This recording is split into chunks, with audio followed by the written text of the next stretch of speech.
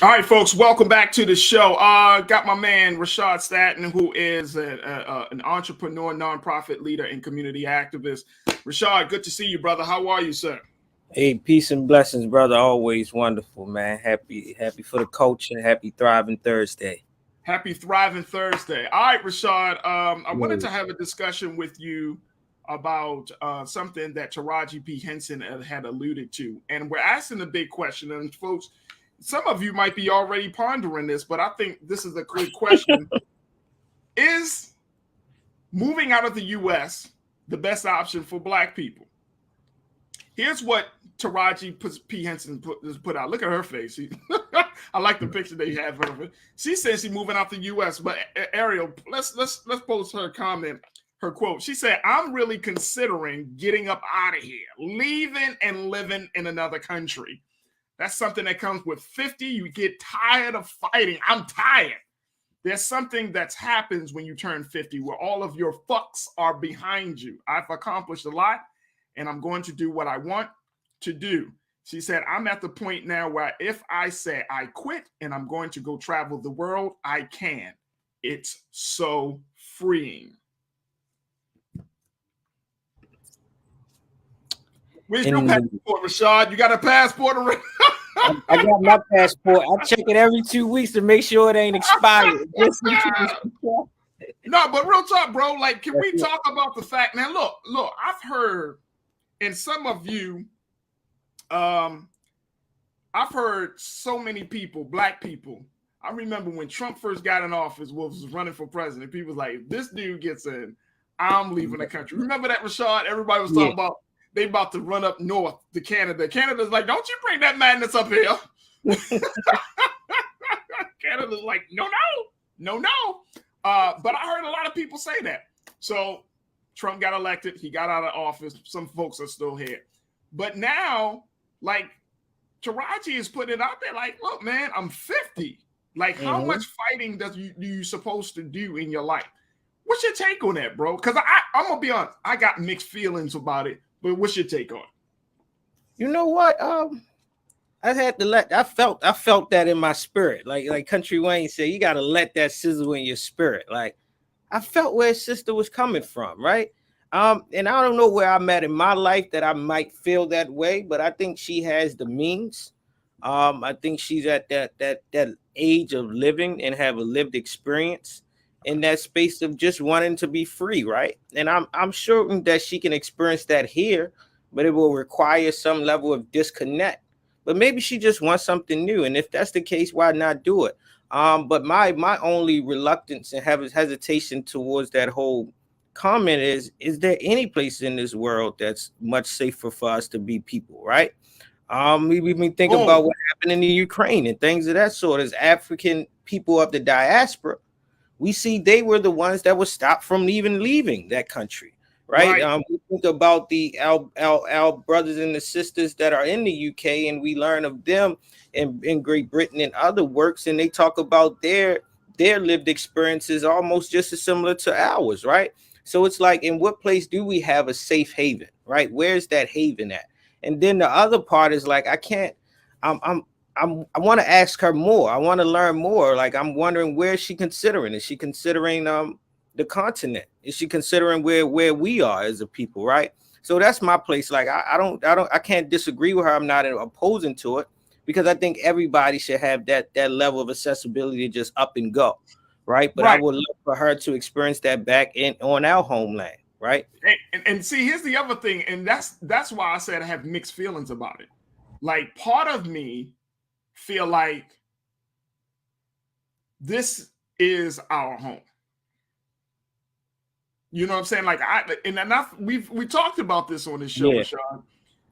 I'm not renting. I own this joint. Right? We're not leasing and to give it back. We own this joint. Right? So you know what I mean? Like just as much as we claim Africa, I think we should claim America. Because we built this joint. Our blood, sweat, and tears, right? So this could be an extension, for lack of a better word. This could be the winter home. and then we got the main home. But the point is, we own this property. I agree. I say, brother. I agree. Go back to like what you said with the Juneteenth. It's like the intentionality of using those colors. Like, don't erase us out of this history of this country because we built this country. And see, look, what Taraji was kind of speaking to, which is I understand because you get to that place, right? I think we all get to that place.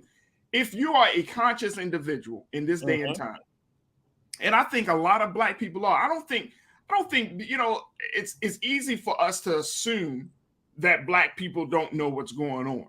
But I think a lot more Black people do know what's going on versus the numbers that don't, right? So if you are in this space, you do get tired. Look, man, you and I personally, we do community work. I've been doing community work for over 20 years. Yes, sir. There are moments where I'm like, man, I'm ready to quit.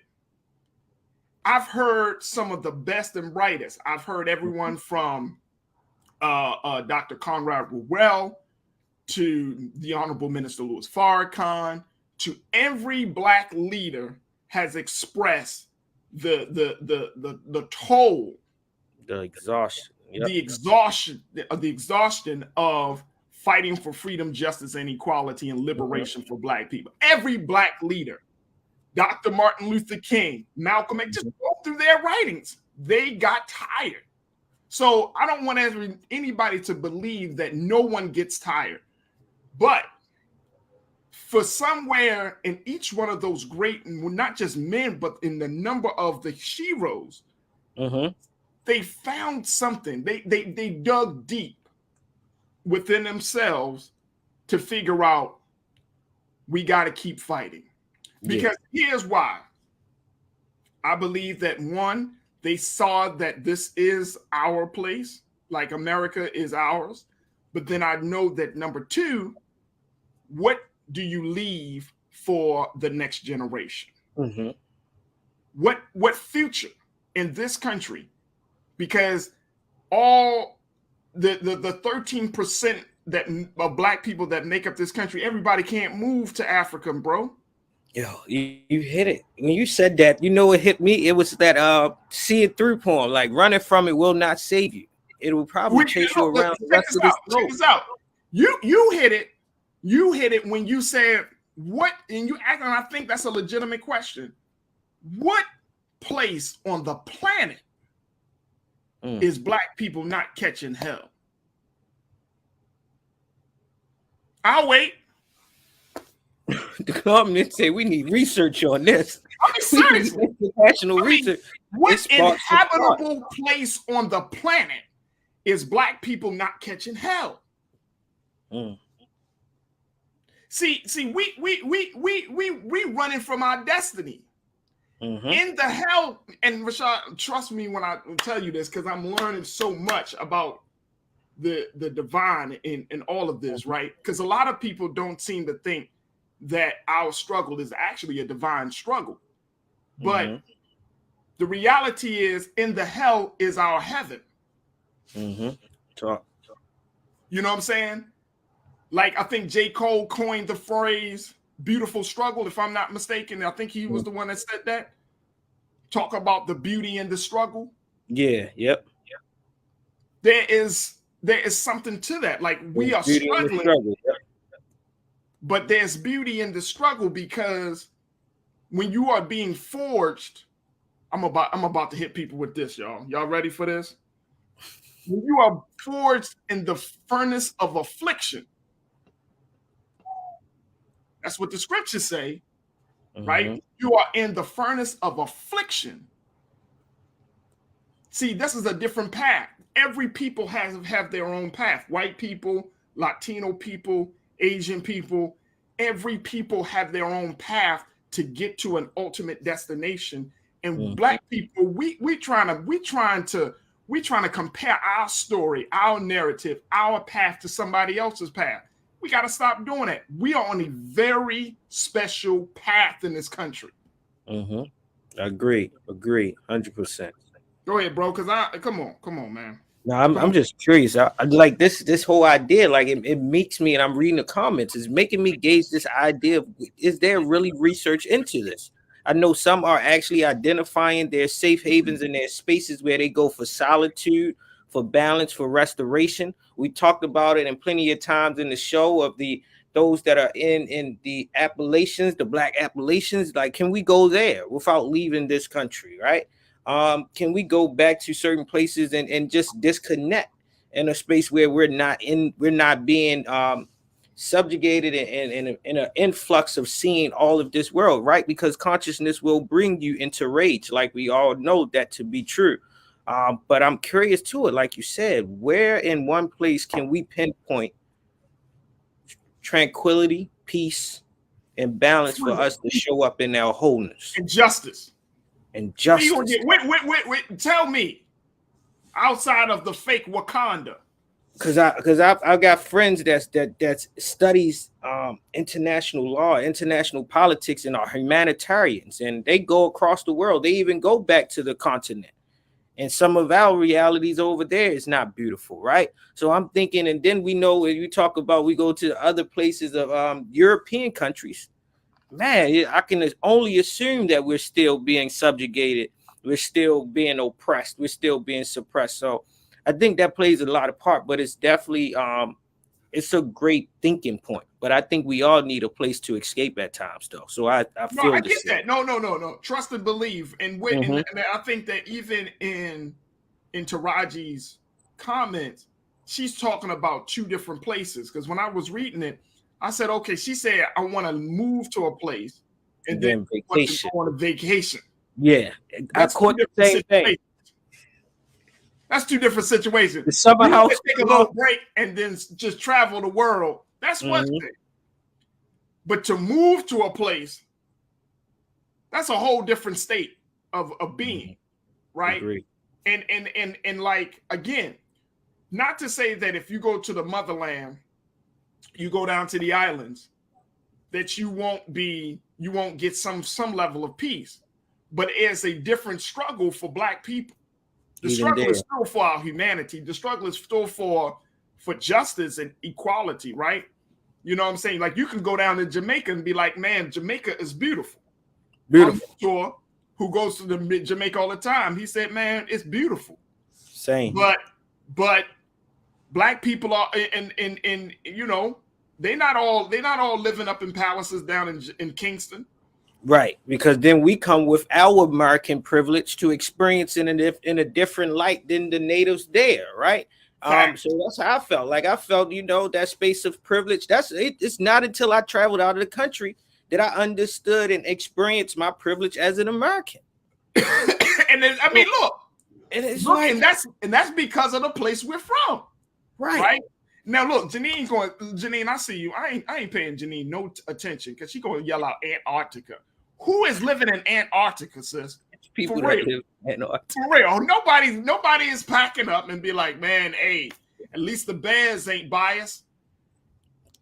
They don't see color. At least the penguins. At least the penguins ain't. Yeah, like, we needed that one. Nobody's moving to Antarctica, sis. Stop it. But I mean, seriously, you go to Europe, you're going to experience some level of hell. Hell, even if we go to the Middle East, Mm-hmm. the Arab nations still think that they're better than Black people. And there's a distinction. Yep. That's their own culture. Very few, and I'm saying you might have pockets, right? Like for example, when in Libya, in other areas, you might have pockets where they're progressive enough to understand the value of Black life. Mm-hmm. But the reality is, what are we running away from? Because see, here's the place that I'm in right now, Rashad. You might be in the same place, and some of you watching might be in the same place. I'm tired of running from it. Mm-hmm. I'm trying to get to a place. I want us to get to a place where we confront all of this BS head on so that we don't give it and pass it on to our babies that's coming behind us. Like I got my 2-year-old daughter, Rashad, you got your. We don't need for them to go through it because mommy and daddy just got tired. Mm-hmm. I was always taught you die on your post. Mm-hmm. You don't stop fighting, you die fighting. I'll be damned if my son inherited the pain that I had to go through. That's not fair. Mm-hmm. That's not fair. I'm the same way. My son and my daughter, I don't want them to, well, what did you do, daddy? Well, daddy left the fight. Why did you leave the fight, dad? Because daddy was tired. Well, dad, maybe you should have got your weight up. Maybe you got some exercise and kept going. Mm-hmm.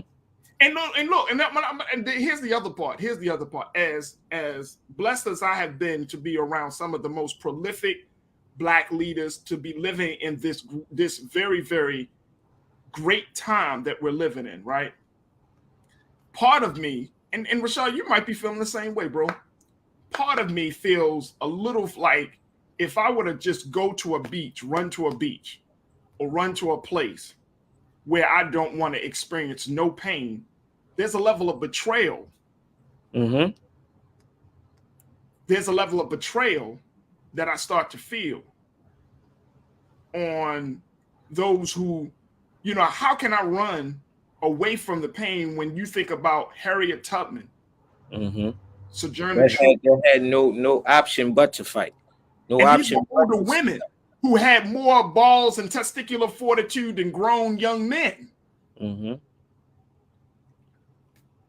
I wouldn't be able to live with it myself. Like, there's one thing to go on that vacation. You can, like, when you go on vacation, you have experiences, bro. Like, you go into a beach, say if you got a 4-day vacation or 5-day vacation. For the first 2 days, you love. It's all love. It's like, woo, I'm glad I had first 2 days. Then on the third day, you're like, all right, this is cool. You're spending money. You're always in this paradise, this tropical place. And you're like, all right. The fourth day, you like, this can't be it. This can't be it. Like, yo, is this like I ain't by 4.5 days in, you like, yo, I'm ready to go home, yo. I'm ready to get back. You start checking your phone, you start connecting back a little bit. like this is life, and I think that's the other thing of life. Life is supposed to have ups and downs, it's supposed to have the joys and pains. Life is composed of struggle. So, you can't just always have ease because it's unnatural. That's how I've been taught. Yeah. All right, let's go to some of the comments. Ariel, let's bring them up. All right. Chris V checked in.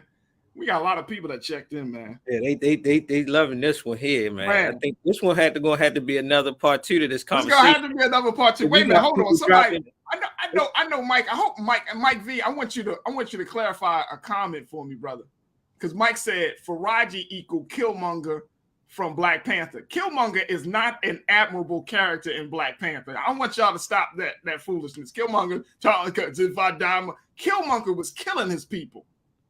He was going to rob Wakanda of its resources. Let's not get it twisted. Killmonger is not an admirable character in Black Panther. And I think many of us get that. We think like, no, he was a soldier. Killmonger was beating on the women. He was going to rob them of that of the resources, and he had no respect for authority. Mm-hmm. He was the Americanized hero. He was the American. Bro. That's what the duality. I think that's why we can correlate it too, because it's like it's some of our subconscious self. So it's like, yo, I really thought this way before. We know a Killmonger, right? So it made us relatable, but it doesn't mean that it's admirable. Right, because he cloaked it. He cloaked his hatred for himself in this language, like, if I, I'm saying, I'm for the people. No, you're for yourself. You are a cancer. Look at y'all. Go back to Black Panther. Killmonger was not. He was not a good character. Break it down that way, though, Faraji. You're the first one I've heard break it down in that context. He's not a good character. That's why he was the villain. People were like, man, he's more of a man than Black Panther.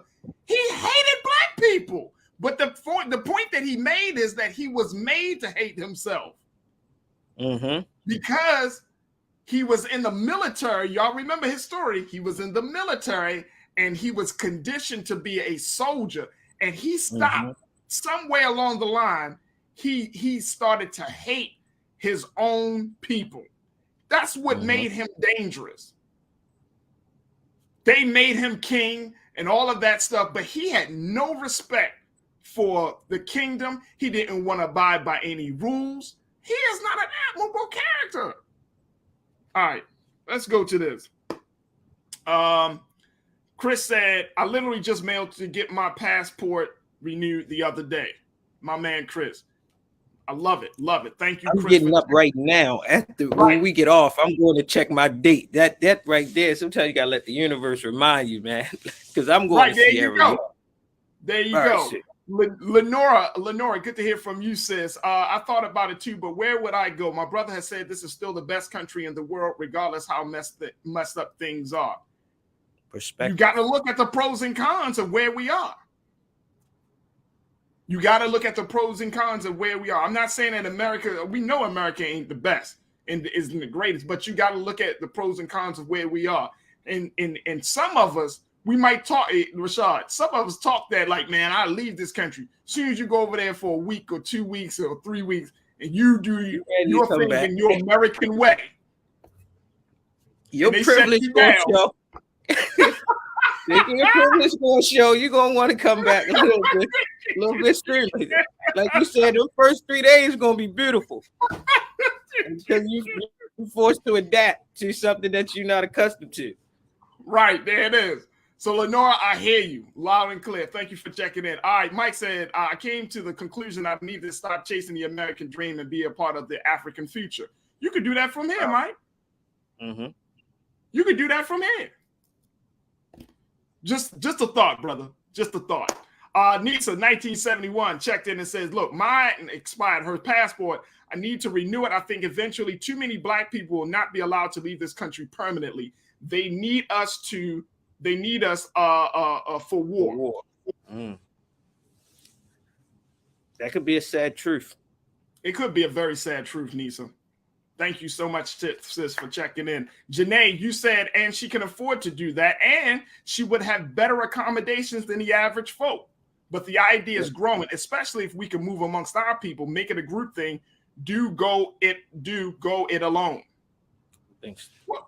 Well, I mean, Taraji can do that because she's got the resources, she got the time, she got all of that. But the reality is, like, again, what are we trying to run from? Or what are we running from, and where are we running to? Yeah, like you said, Taraji, even in that reading of that article, you can see her dealing with that duality. Like, I have the means to do it, but then I'm still tired. She's still tired. She want to take a vacation. What she wants is a vacation. If she's talking about leaving the country, then suppose she leaves the country and she's not seen in the same light as we see her in America. You know what I'm saying? Yep, I agree. Would that change? Danita checked in and said, that's what I'm talking about. Is there any place for us? People of our hue aren't safe anywhere. There is oppression of our people everywhere. I would like dual citizenship. I agree. I think that we should get dual citizenship. I think when we go to the motherland, look, I know a couple of family members used to live in Ghana. You know what I mean? Ghana. Like I said, Libya, if you want to talk about places. But again, the fact is, we would still have to deal with, that works for us individually, but what about the collective? We got to stop thinking about the individual, bro. You know what I'm saying? Like that's it. Like, yeah, it might be good for you or your family or, a couple other families, but the collective. How many people we leave behind to experience what we're trying to escape? Right. DeAndre checked in and said, with that being said, Taraji has points with her frustration. There's a ton of research to be made, though, especially when we are talking about moving internationally. Absolutely. King Saul, thank you so much, DeAndre. King Saul, good to hear from you, bro. The American dream was attained for one group and a dream for us. Yeah, I agree with that. But you know what, though? Mm-hmm. I told y'all what kind of energy I'm on right now. The energy is that you create your own future, man. That's the energy on. Black people always, regardless, we already know that we can take some shit. Mm-hmm. We already know that we're resilient. What's stopping us from creating our own future? Right? Regardless of where you are, you don't need to go to Africa. What's stopping us from? And I'm talking about seriously, folks. I know you might say, "Oh, Faraji, what about the laws? Faraji, what about the attitudes of racism? What about this? What about that?" I'm saying seriously, why can't you make a heaven for yourself right here on earth, wherever you are? Individually, we do it every day. Mm-hmm. We talk about the people who do it every day. We idolize the people who do it every day. Every day. Collectively, we can't do it every day. You create your own future, right, Zoe? Zoe, I see you. I got you. Zoe checked in and also said Taraji is in a place of power and privilege that most black families are not afforded. Immigrants fight to get here for a reason. The grass is always green on the other side. Yeah, before you make a move internationally, maybe you should visit them for a vacation real quick. And just see how the culture is, see how the people are, see how the whole situation is. Yep. Chris V said, if Wakanda was real, it would be partly gentrified by now. Chris, go home, man. Stop, man. Turn off your device, man. Chris, turn off your device, sir. You gotta give it 20 years and then we can see it be gentrified. That's so serious. That is so serious. Turn off your device, Chris. Let me see here. Who else we got in here? Sonia Jenkins. Sonia, thank you so much for checking in. How can we claim America as ours when it was stolen from the indigenous people? We were kidnapped, for a lack of a better word, and brought here. That's true. But guess what? Didn't we give our blood, sweat, and tears to this country to build this country? Along with the indigenous folks. And most people got to study. We are some of those same indigenous folk. All of us ain't come over on no ship. There are black Indians. We do exist amongst the indigenous. You know I'm serious. And they will tell you, like, if you go and speak to some indigenous, I know some of us are us, right? Man. Right. Davey checked in. Faraji thinks he's too American to be a refugee. Climate and the decline of America might uproot a whole lot of people who don't want to move. I'm not too American to be a refugee. Look, man, look. It ain't about that, Davey. It's just simply about I'm tired of running. We're gonna confront this shit right now. We're going to deal with it. I'm just tired of running. I'm tired of it, bro. If we're tired, then let's get tired and exterminating and uprooting racism and sexism and all those other isms. And I'm just tired of that. I'm more tired of that. Yeah, you're damn right. This, and I mean, again, I've said this before, folks, but I'll say it again, Davey. If you look at America, there are very few places that are geographically as diverse as America. Where you can go from one end of the country, mountains, and to the other end, valleys. And I mean, this is a beautiful country. I'm saying geographically. This is one of the most beautiful places that you can find in the world that has all of these different climates, different levels of topography, everything. Mm-hmm. And I'm just tired of running. I don't want to pass this on to another generation if I can help it. That's the space that I'm in. I don't want to pass this on to my children. Shit, bro. You know what I'm saying? So I would like, you know what? I'm like you, Rashad. I would love to have a conversation with Taraji and be like, hey, Taraji, what place do you have in mind that you're thinking about leaving or going to? I'm curious. I'm personally curious too, bro. I'm personally curious too. You know what I'm saying? And here's the other thing. Janine, you talk about it. The reality is Black folks are global people. We are global international people. It's not based on, If you look at the history of Black people across the globe, we set up wherever we are, it don't matter. You got Black people in Europe, Black people in Middle East. You got Black people in the islands. You got Black people in Australia. You know what I'm saying? We are international people. We don't have to go to a place. No. Nope. Nope. We can visit. That's my view. We can certainly visit. But nah, bro. This is my home. When people ask me, are you an American? Rashad, what do you say? Yes. I don't know where that. I don't know how else.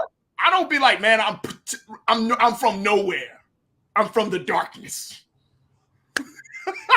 I am all that I am. Sure, my lineage connects me to elsewhere, but for my lived knowledge and lived experience, I'm American. I'm sorry, I don't know nothing else. I'm from Baltimore. I'm American, bro. I would say I'm Baltimore first, but I'm American. They might get scared of That's you. just a Baltimore mentality. They be in Africa. You listening to The Wire. You be like, no. And I've had plenty of folks come up to me randomly and say, "You're African. You look African." They say your demeanor, there's my facial structures, and I'm like, I'm sure it is, but sorry, out of my own understanding, my ignorance, I don't know. Enlighten me. No, because I was born in America.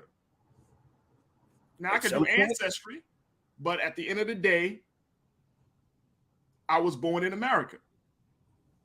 That's what it is. You know what I'm saying? Like that's what it is. Again, our people were here. Our people born here, died here, gave their lives for this.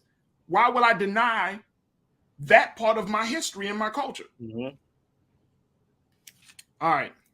My man Rashad, always good. You always bring these very I think I'm noticing that too. It's like the igniting of the fire. But I think one, like in the closing, Faradi is like one. I think your understanding of your history, that even the dark parts of our history you're not shameful of. No. Right. So even with that, you can stake claim in it. So it's like, yeah, I can claim me being American because one, I'm not shameful of even the dark parts because it still made me who I am. But I'm knowledgeable enough to not be a fool to how it has not always treated me and my people fairly either. Right. I'm not an ignorant, prideful American. Right. Right. I mean, I think you're absolutely correct. I think there's a little bit of identity crisis when you start to get into all of the other stuff. Like the reality is, let's start there. I was born in America. I am too American. You know what I'm saying? But that doesn't necessarily mean that I think a certain way. Right. You know what I mean? But yeah, this is it. There is something about the children of former slaves coming up in this place that they were made enslaved and becoming masters. That's a very compelling story. And I think that we shouldn't run from that part of our narrative. Brother Rowland got a great piece called The Year of Our Return, 1619 to 2019.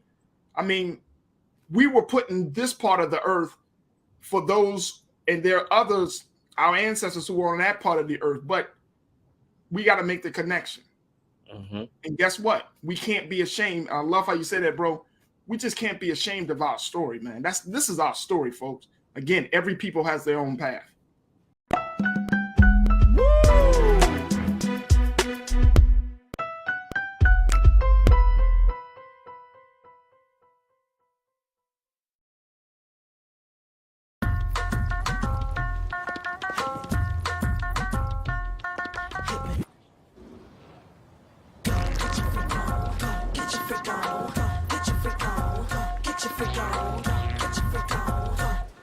Verizon just gave us all a brand new iPhone 13. We've been customers for years. We got iPhone 13s too. Switched 2 minutes ago, literally right before this. iPhone 13 on us on any unlimited plan for every customer, with plans starting at just $35. All on the network more people rely on. Love our new Alexa. It's a Buick. Yeah, Alexa. Buick. Alexa. It's a Buick. It's an Alexa. It's a Buick. It's an Alexa. Coach, that's a Buick. That's an Alexa. The Buick Enclave with available Alexa built in. Pull up a chair, take your seat. The Black Tape with me, Dr. Greg Carr, here on the Black Star Network. Every week, we'll take a deeper dive into the world we're living in. Join the conversation only on the Black Star Network. I'm Deborah Owens, America's Wealth Coach, and my new show, Get Wealthy, focuses on the things that your financial advisor and bank isn't telling you, but you absolutely need to know. So watch Get Wealthy on the Black Star Network.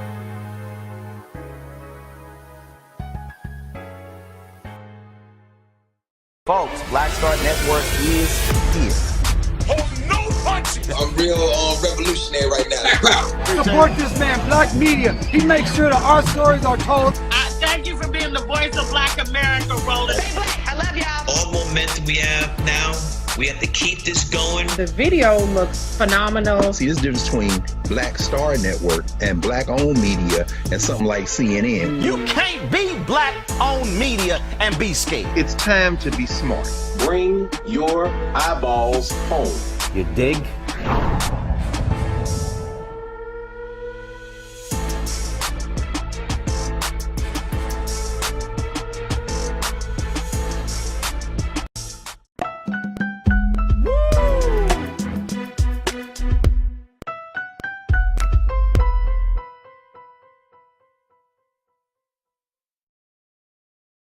So as you may have known, that on the 24th of June, Roe versus Wade was repealed by the Supreme Court. And we are hearing different things coming out about how people really feel. Now, Trump went on a rally the other day, taking credit for, one, putting 3 Supreme Court justices on the Supreme Court, therefore leading to the overture of the Roe versus Wade. Now, he did have Representative Mary Miller, who is a representative in Illinois, who said that Roe versus Wade, the repeal of it, is a victory for white life, which is a little jarring for most of us people in the country who aren't white. And it sounded a little bit off coming from an actual sitting representative. And today we're going to talk about that. And I have my friend, Mr. Royce the Voice, Royce Massengale. He is the host of Royce's Rant, who will be with us today, who will be discussing all of these topics and more. I want to bring Royce into this conversation to talk about exactly what's going on with Roe versus Wade. And is this really a victory for white life? How you doing? Hey, Royce, how are you? Welcome to the culture. I'm Oh. doing well. So I wanted to talk to you. As you know, that we have had Roe versus Wade to protect us for nearly 50 years. Right. And because of the overture of Roe versus Wade, we're seeing states that as of June 24th, it is illegal to get an abortion. Is this a dog whistle for white women and white men trying to control their bodies? Okay, so here we go. All right, so first I do want to address like the media slip up or the accident on purpose or the on purpose on accident, statement that she made about white life. I'm trying my best not to look into that particular thing too deep because I've made mistakes when I'm reading from the paper because that wasn't coming from the head. She constantly was looking down at her script here, and sometimes you might get confused, white with life. But I don't think that's the real issue here. You know what I'm saying? Because when you think about it, when it comes to this Roe v. Wade, and we're talking about, these abortions and making them illegal, there's a high percentage, of black women that are getting these abortions at a higher percentage. And most of them are not for medical reasons or for, any other lower percentage situations. A lot of these reasons that these women are getting these abortions, roughly close to 60%, is really just because, to me, I'm gonna add my opinion into it, irresponsible decisions when it comes to sex. I mean, just keeping it real, you're having sex, you're getting intimate, the consequences of sex. There's 2 things: you can get STDs or you can get pregnant. Anything else could happen. But a lot of people seem to leave out the irresponsible behavior due to pregnancy, and they say I wasn't ready for it, it was unplanned, so I'm just going to kill the baby. Like, that's not fair to me. So to be honest, go ahead. Let me ask you this. All right. So just going back to the question, is this a victory? So the way that you're talking, you believe that this is in fact a victory for white life? No, I don't think it's a victory for white life. I mean, it's a victory for black life too, because the black lives are killing the babies just as much. So you are definitely pro-life, is what you're saying. I'm pro-life. But see, at the same time, I'm pro-choice too, because God gave us free will before any law of the land. You know, so you have the right to do anything you want to, but you also have to accept the consequences that come with it. If I were to make a law to say, "Oh, we're making this illegal," that would be kind of tough. I don't know if I could do that, because it's to me it's placing like a God stature in a way, you know, to each his own. But how I feel personally, like I couldn't do it. I couldn't do it. I could not. I'm gonna respect your opinion, but as the only woman on the panel, I definitely have to make sure that we are being very, very clear about this.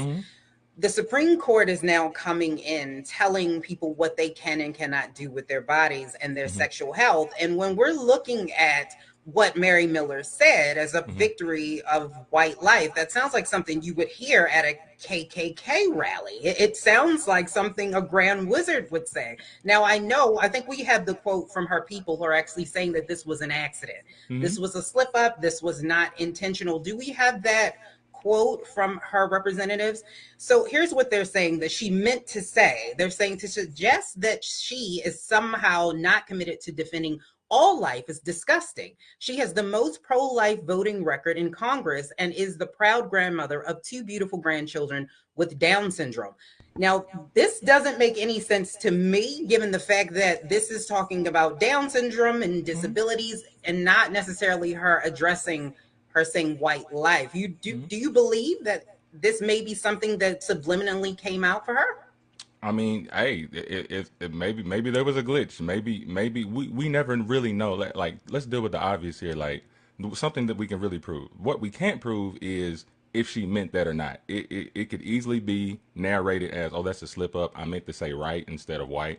I've said that before too, reading certain things. We don't know for sure, and I think that's the wrong focus though, because they say this is this giant leap for white life, right? Okay, we're saving the babies.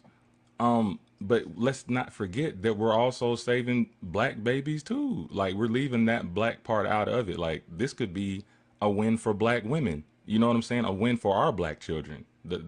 Because I'm not an advocate for abortion. So of course, if they're passing this particular law and it's reducing the amount of abortions or to just to net it all, that's a win for me, especially for black women, because we need our black women. We need our black children. So I hear that. I definitely hear that. I could care less if she said if this is a victory for white life. It's a victory for black life too, if that's the case.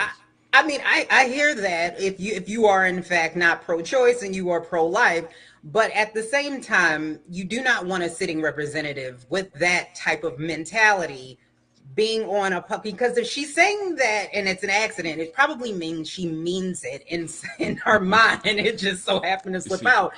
And some of the comments, I'm gonna go to the comments really quick. We have Rashida Guess who said, "No, sorry, she did not make a mistake. She meant that, and I'm not surprised. That's how white people feel." How do y'all know? Shout out to Donita Jackson. Thank you so much for checking in. And she says the irresponsibility aspect should be added, but should be added for both men and for women, not just for women. I agree with that 100%, that it is not just women. Men are also out here making these babies. We're true, but at the same time, let's keep it real. Like, nobody throws in men. They're like, whenever women's back is against the wall with some of this stuff, like, they always want to throw men in there. We know, obviously, it takes 2 to tango, but y'all say it's my body, my choice. It does take 2 to tango, but then it only takes 1 to make the decision. Come on now. Come on, chat line. But let's just be real. In a lot of these cases where there is choice, most men will leave that up to the woman. They want to take themselves out of the equation completely because they don't want the responsibility of dealing with something like that. Because that's a really big choice that you have to make. And I do also want to harp in on this. this is not a choice that is women are just taking willy-nilly. This is definitely a choice that women have to think about. And I think most women do. Speaking of which, kind of like going back to your comment a little bit, since you do believe in pro-life, and Clarence Thomas, this is another reason why Roe versus Wade, them repealing this, is concerning. Mm-hmm. Is this the beginning of a rollback? Clarence Thomas, the most senior judge, has stated that he is going to be looking into other things that the court has, decisions that have been made. So one of the things, stare decisis, which means stand by, which has been decided, he actually said that it's overrated. So a lot of the precedents that we've seen, he's starting to say that those precedents are wrong, and that's something that Mitch McConnell actually did say. Okay. So now this could be a repeal for gay rights and same-sex marriage, and then we're also looking at contraception and whether or not they again will step in because of Griswold, and will they overturn that? I don't know. Do you think that we're going down a slippery slope? That's kind of tough, because I'm gonna give it to you as raw as possible, because like I try not to be politically correct, so hopefully you guys can decipher this. You know what I mean? I believe that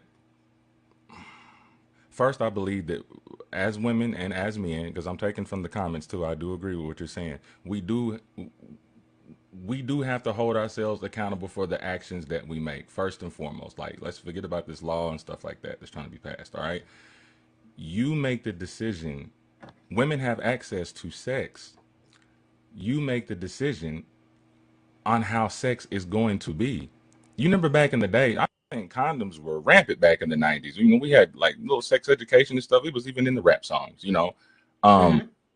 Things were being preached about as far as safe sex, protecting yourself, you know what I'm saying? But now these days, it's like, even within the music and just within commentary, I don't hear anybody talking about having safe sex or just even things to prevent having a child. Like, I don't, because Republicans didn't want us talking about it. Do you know all the pushback that TLC got for having condoms on their clothes? Hey, you know, Republican or Democrat, like, I really try to go as an independent thinker, like just common sense at the end of the day. And you're common sense ain't common no more. Are you a libertarian? I believe. I'm independent. I don't like them titles. If it makes sense on the right, then I go with it. If it makes sense on the left, then I go with it. It's all in what makes common sense. A lot of people just pick sides because, and they may know that something may make common sense, but they want to stay on that side because they're trying to stay loyal to maybe some I ain't gonna say stupidity, but yeah, let's stay away from that. Let's stay away from that, because I know people are sensitive out here. You know what I'm saying? But I love y'all. But I try to stay independent if it makes sense. But going back to this particular subject, yes, I'm pro-life. Yes, I think that we all should hold ourselves accountable for the actions. We all know the consequences of having sex, unprotected sex. We know the two main things, STD or pregnancy. You know that there is a great chance that you'll get an STD. You know there's a great chance that you will get pregnant when you have unprotected sex. The man knows that too. But I also put most of the responsibility on the woman because they have access to that. They're the ones that can give themselves to a man. Okay. So all of a sudden now you're pregnant and now you don't want the child, but is that fair to the child? That's not fair. A lot of women like to bring up medical reasons, or they want to talk about the R word. And I do adhere to that, but that's a low percentage on a bigger scale. You know, and really to kind of sum this statement up or whatever, I feel like most of the women are using these abortions as a form of birth control, and they don't want to take the responsibility or hold themselves accountable what the real reason is. There's an undertone here that people are not explaining. Well, I'm not going to say that I agree with you because, you know, we don't agree on anything, but you know, it is what it is.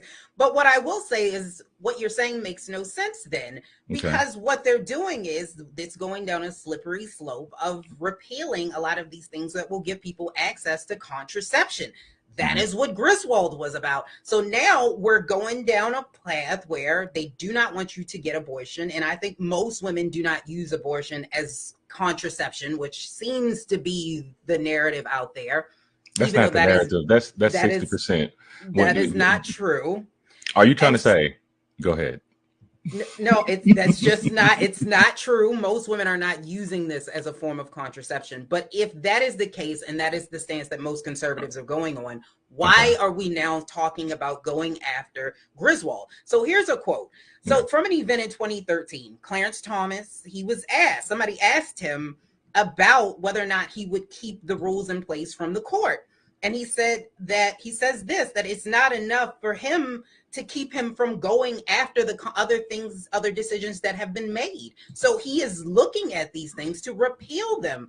That does not sound like a group of individuals who makes any sense. How can you say that abortion is not okay, but we want to go back and look at contraception? It makes no sense. At least there we have to agree. So, okay, let me say it like this. All right, let me say it like this. Are you trying to say that, if they're going to go with this particular law here, you trying to say that contraceptives shouldn't be available either? No, it should. It should. Oh, okay. They're trying to take that I do away. agree. Lisa, I do agree with you. I agree. I knew we would get something. Bring out the condoms. Bring out the condoms. Men, you need to be smart too. I knew we would get something, but let me go back to some of the comments. We've had some other people check in. Thank you so much for tuning in. Willie Frazier said, he's asking about Mary Miller. Did she vote against babies getting formula or women getting maternity leave? Alfred Elliott is saying, but the white birth rate is low. And he's saying that that's what she meant to say. Just say in. Thank you so much for tuning in. He's saying, she meant it the same way you're in a room full of brown haters. And I don't know. I kind of agree with you. I think she meant it and it came out and people said something about it. But I'm pretty sure that's what she meant, even if it was only in her own mind. Let's just say that. And we have Tyrone who checked in. Thank you so much, Tyrone. He's saying, there are not many who will voluntarily choose safe sex, especially men. I think that's a conversation to be had as well. Rashida, thank you so much, Rashida. And Rashida Guess is saying, this man is going to make me burn my dinner. I'm sorry. I'm assuming she's Don't talking about I bet it's good too. I bet it's good. And Janelle Field is saying, dude is so lost. He might need a higher caliber of woman because the women I know do not use abortion as a form of contraception. Me either. Thank you so much. Me. I don't know anyone either that actually does that. So I had to rebuttal that a little bit. I still think there's a lot of emotional things going on here. So let me give me what I want people to tell me. What would be the main reason for an abortion? Because you're fighting for that so hard. Is it just about control of your body, or is this about abortion? Like, nobody's being real with that situation. We're acting like that women don't get abortions because they're not ready for the baby, or they don't feel like they're suitable for it. Like, they don't hold it up for adoption or anything like that. They just kill them. They kill the child. Yeah, it is your body, your choice, but like, you made the decision to have unprotected sex and now you're pregnant and you're trying to say, I want an abortion. I'm just saying, you're trying to say that's not one of the main reasons. Like, what are the other higher percentage reasons to get an abortion? Because I've been through IVF too. I will say this, that the majority is because the woman does not want to have a child at that point. Boom. That's my point. I will say that, but I will also say that the majority of women are not out here using abortion as contraception because mentally, physically, it is not an easy thing to do. What I'm saying is they're doing that more for that reason than any other reason, is what I'm saying. Like, all the other reasons are at a low percentage. So even what you just said, your first answer was, I do agree. There are women out there who say, they're doing it because they weren't ready. Well, why didn't you think about that before you had unprotected sex? That's what I'm really talking about. Nobody's admitting that. Right. I agree that there are some people that can be irresponsible. I think the most people or most women that get abortions are not, but there are some people that can be irresponsible. Mm-hmm. Now, what I will say is this.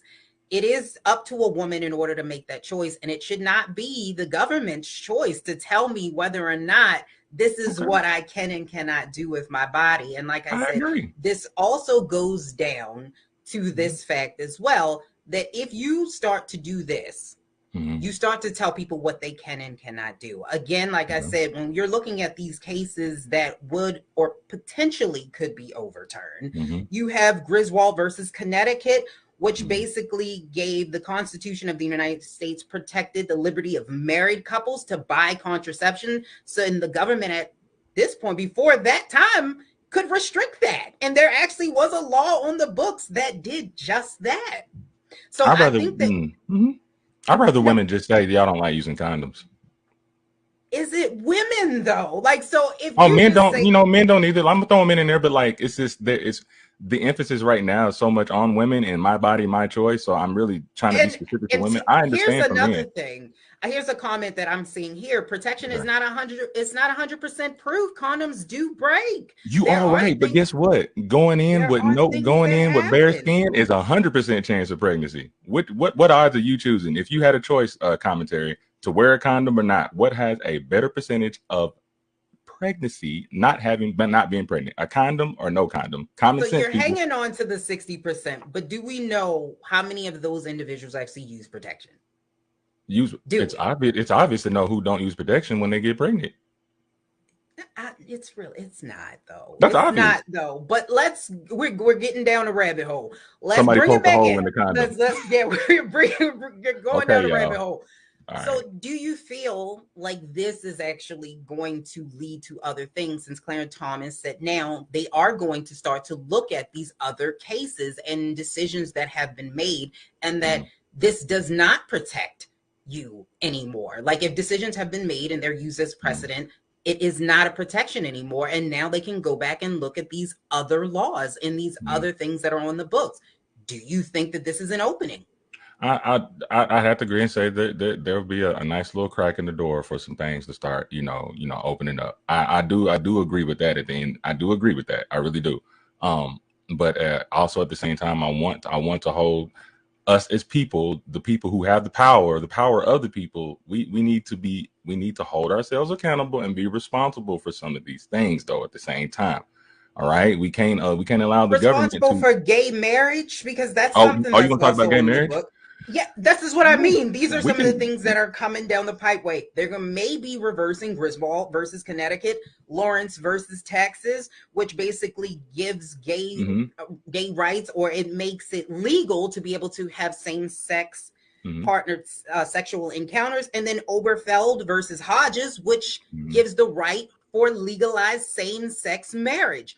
Are we walking down a pathway now that they can go back? The Supreme Court is looking at these other precedents. There's going to be a little crack, but I'm going to tell you that they're not going to touch the LGBTQ.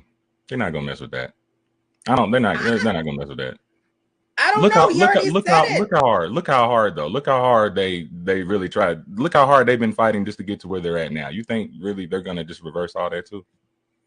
I honestly do. I think that this is something, because Clarence Thomas said it, and he mentioned these by name, that these are some of the precedents that they're going to go back and look into. It'll be interesting to see. Like I'm looking forward to see the in this next year or two, like what's going to unfold from this particular situation. Now, correct me if I'm wrong. Is this, when this Roe v. Wade, is this a federalized thing, or is it just up to each state? I thought it was up to each state. This is federal. So if the states federalized? Yeah, so this is federal protection. So basically what Roe versus Wade, or what it did, was it gave the protections for it to be legal in all states. So if you had an abortion up until the 24th of June, you would still be protected. Now you are seeing, because it's not federally protected, the states are coming in saying that some states are saying it's okay here in certain circumstances, even in the military. What they're saying is they will still provide abortions for health reasons. So that's what it is. Got you. So that narrows down to one thing for me. Cross state lines. You can still cross state lines and get an abortion, as of a matter of fact. In some states, they're saying that in Idaho, Mississippi, North Dakota, Wyoming, what they're saying is that it may be hard to find a doctor that actually would perform an abortion. And they're saying that it's best to cross state lines, even though it is still legal there to get an abortion in the case of rape and incest, but it would be hard to find a doctor to do that. And I will say this, for people that want to debate back and forth, listen, at the end of the day, who you voting for? It all comes down to your vote, all the way down to your state, to your local people. Who'd y'all put in office? You know what I'm saying? It's especially on the state, and we're talking about state, and we're talking about locally. Who did y'all put in office? Because this is where we are right now. Who'd you put in office? It is all about your state, but I think sometimes if you are born into, because most people don't move out of the states that they were born into, and if you're born into a state that's a little bit more conservative and you just so happen to be a liberal, you might be in a really, really tight spot.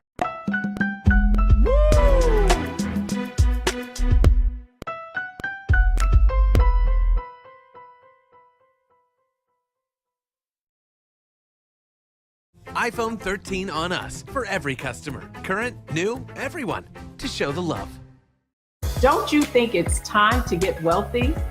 I'm Deborah Owens, America's Wealth Coach, and my new show on the Black Star Network focuses on the things your financial advisor or bank isn't telling you.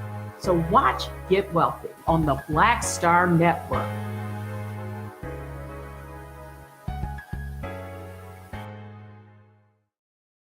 Hi, I'm Dr. Jackie Hood Martin, and I have a question for you. Ever feel as if your life is teetering and the weight and pressure of the world is consistently on your shoulders? Well, let me tell you, living a balanced life isn't easy. Join me each Tuesday on Black Star Network for a Balanced Life with Dr. Jackie. We'll laugh together, cry together, pull ourselves together, and cheer each other on. So join me for new shows each Tuesday on Black Star Network, A Balanced Life with Dr. Jackie.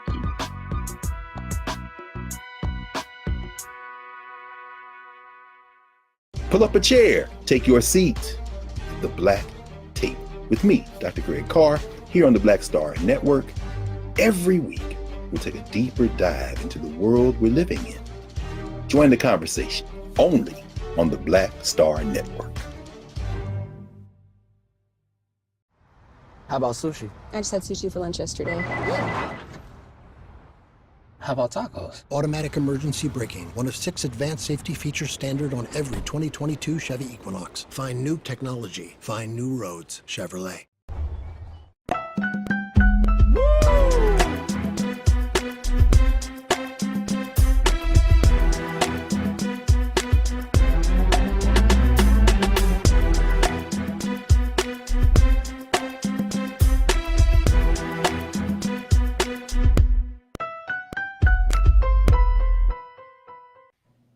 All right, folks, welcome back. Let's talk about something that I think people are now starting to really consider to be an idea. We've been, of course, talking about the issue of guns in this country as it relates to mass shootings and shootings in the Black community in particular. But we know that guns are a problem. And one of the big recommendations outside of red flags and background checks, allow more Black people to have guns and watch gun control. Well, you know, you've heard it from my two guests, Hassan Giordano, as well as Davon Love from Leaders of a Beautiful Struggle, both say the same thing. Well, guess what?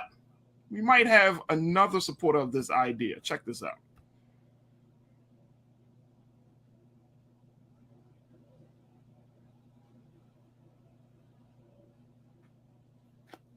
All right, look like we're going to pull up this. We're going to wait on that. I want to bring in Culture Crew member, Brother Sinead. Brother Sinead, real quickly, as we pull it up, looking at this idea of Black folks having guns. People are saying if Black folks had guns, we will see some serious gun control. How viable of an idea is that? Oh, check this out. Here it is. Mm-hmm. Check this out. It looks like we got to get some sound on this. Ariel, let's add some sound to this. I'd like to say this real quick as a gun owner, that taking those AR-15s off the market,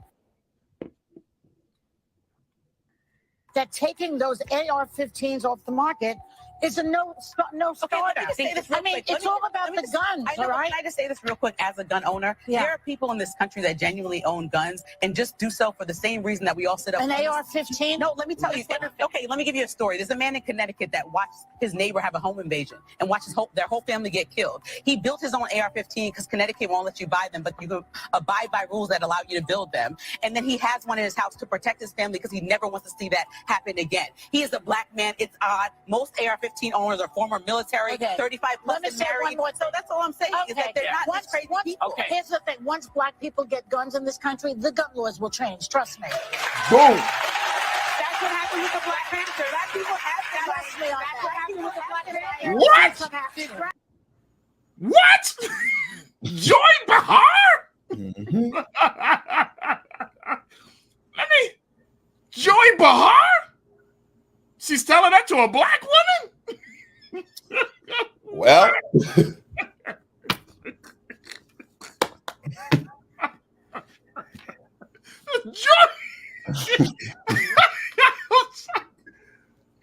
Bro, I can't. I'm floored by that one. Joy Behar is talking to a black woman gun owner that wants black people like, and it looked like it just threw the sister way off, man. It looked like she was like, I wasn't expecting that. Joy was serious. Like, what's black? What? Listen, this is what she said. Here's the thing. Once black people get guns in this country, the gun laws will change. Trust me. Mm-hmm. We got some people that go, look, I know shit they do. My audience, they everybody talking about owning a gun. What do you make of this very quickly, Sinead? Do? Is this the way to change the laws, gun laws in this country? Black people owning some guns? Absolutely. But I enjoyed the sample from Joy Behar, but I enjoyed originally when I heard Dave Chappelle say that on one of his Netflix specials, because see, the thing is, it's getting a lot of talk now because it's a white woman. But it's been said a million times. Joy is correct. Joy is correct, just as everybody else has been correct. We absolutely know that because, and just putting, because it's about race. Race is what it's all about. Because I bet you, if all them black people were there at January 6th, Rio wouldn't call it a dust up. He would have called it a riot, and we would have called it a massacre because we know what it is to be black in this country. She's right, and Sonny. They happened to cut her off, but Sonny Holston was saying Black Panthers because, yes, that was the perfect example. That was the case study. I hate when people say prove it. It's been proven. That was the case study. That was a big case study. That is a big case study. Yep. But we also, real quick, Faraji, this is the funny thing I love about this country. We love to have discussions of things that we know this stuff. We know that would be the case. We know it. And I would hope, I would wish, I would love for black people to come together and just say, you know what? Let's all go and do it. Just because, even if we're not going to use it, let's just go and, if we really wanted to change and we know that this would change it, let's go do it and prove 2 points at the same time. Hey, brother. If it's going to lead to some real change, you know what I'm saying? Let black people have some guns in this country. Watch the gun control laws change. There we go. Hey, Joy. Thank you. Sinead can say it. Hassan, Davon can say it. Sisters across the country. It was just the fact that she kind of like G-checked the sister a little bit, like, on this issue. And it's like, sis. And the sister looked like she was like, whoa, okay. But you know, Faraji, that's not new. That's not new.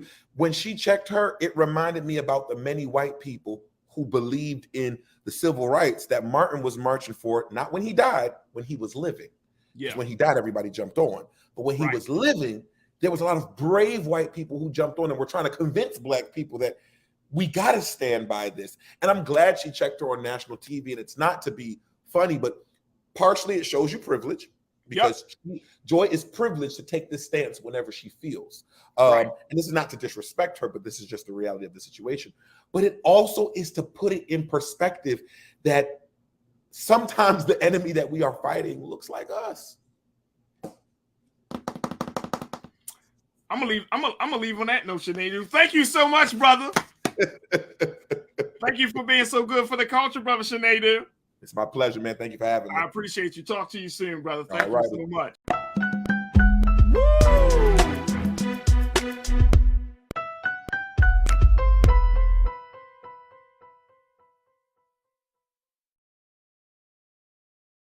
Love our new Alexa. It's a Buick. Yeah, Alexa. Buick. Alexa. It's a Buick. It's an Alexa. It's a Buick.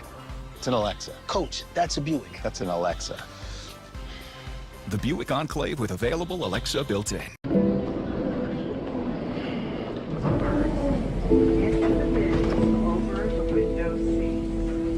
These are the only bins that will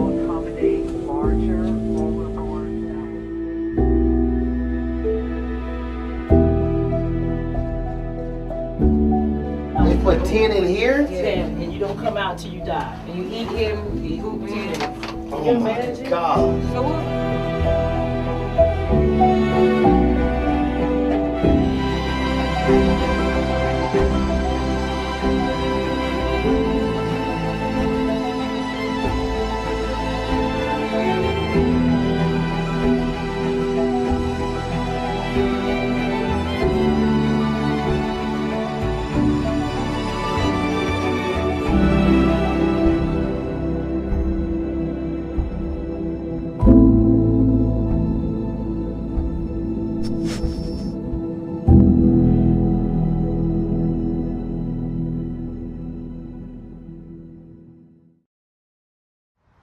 How about sushi? I just had sushi for lunch yesterday. How about tacos? Automatic emergency braking, one of 6 advanced safety features standard on every 2022 Chevy Equinox. Find new technology. Find new roads. Chevrolet.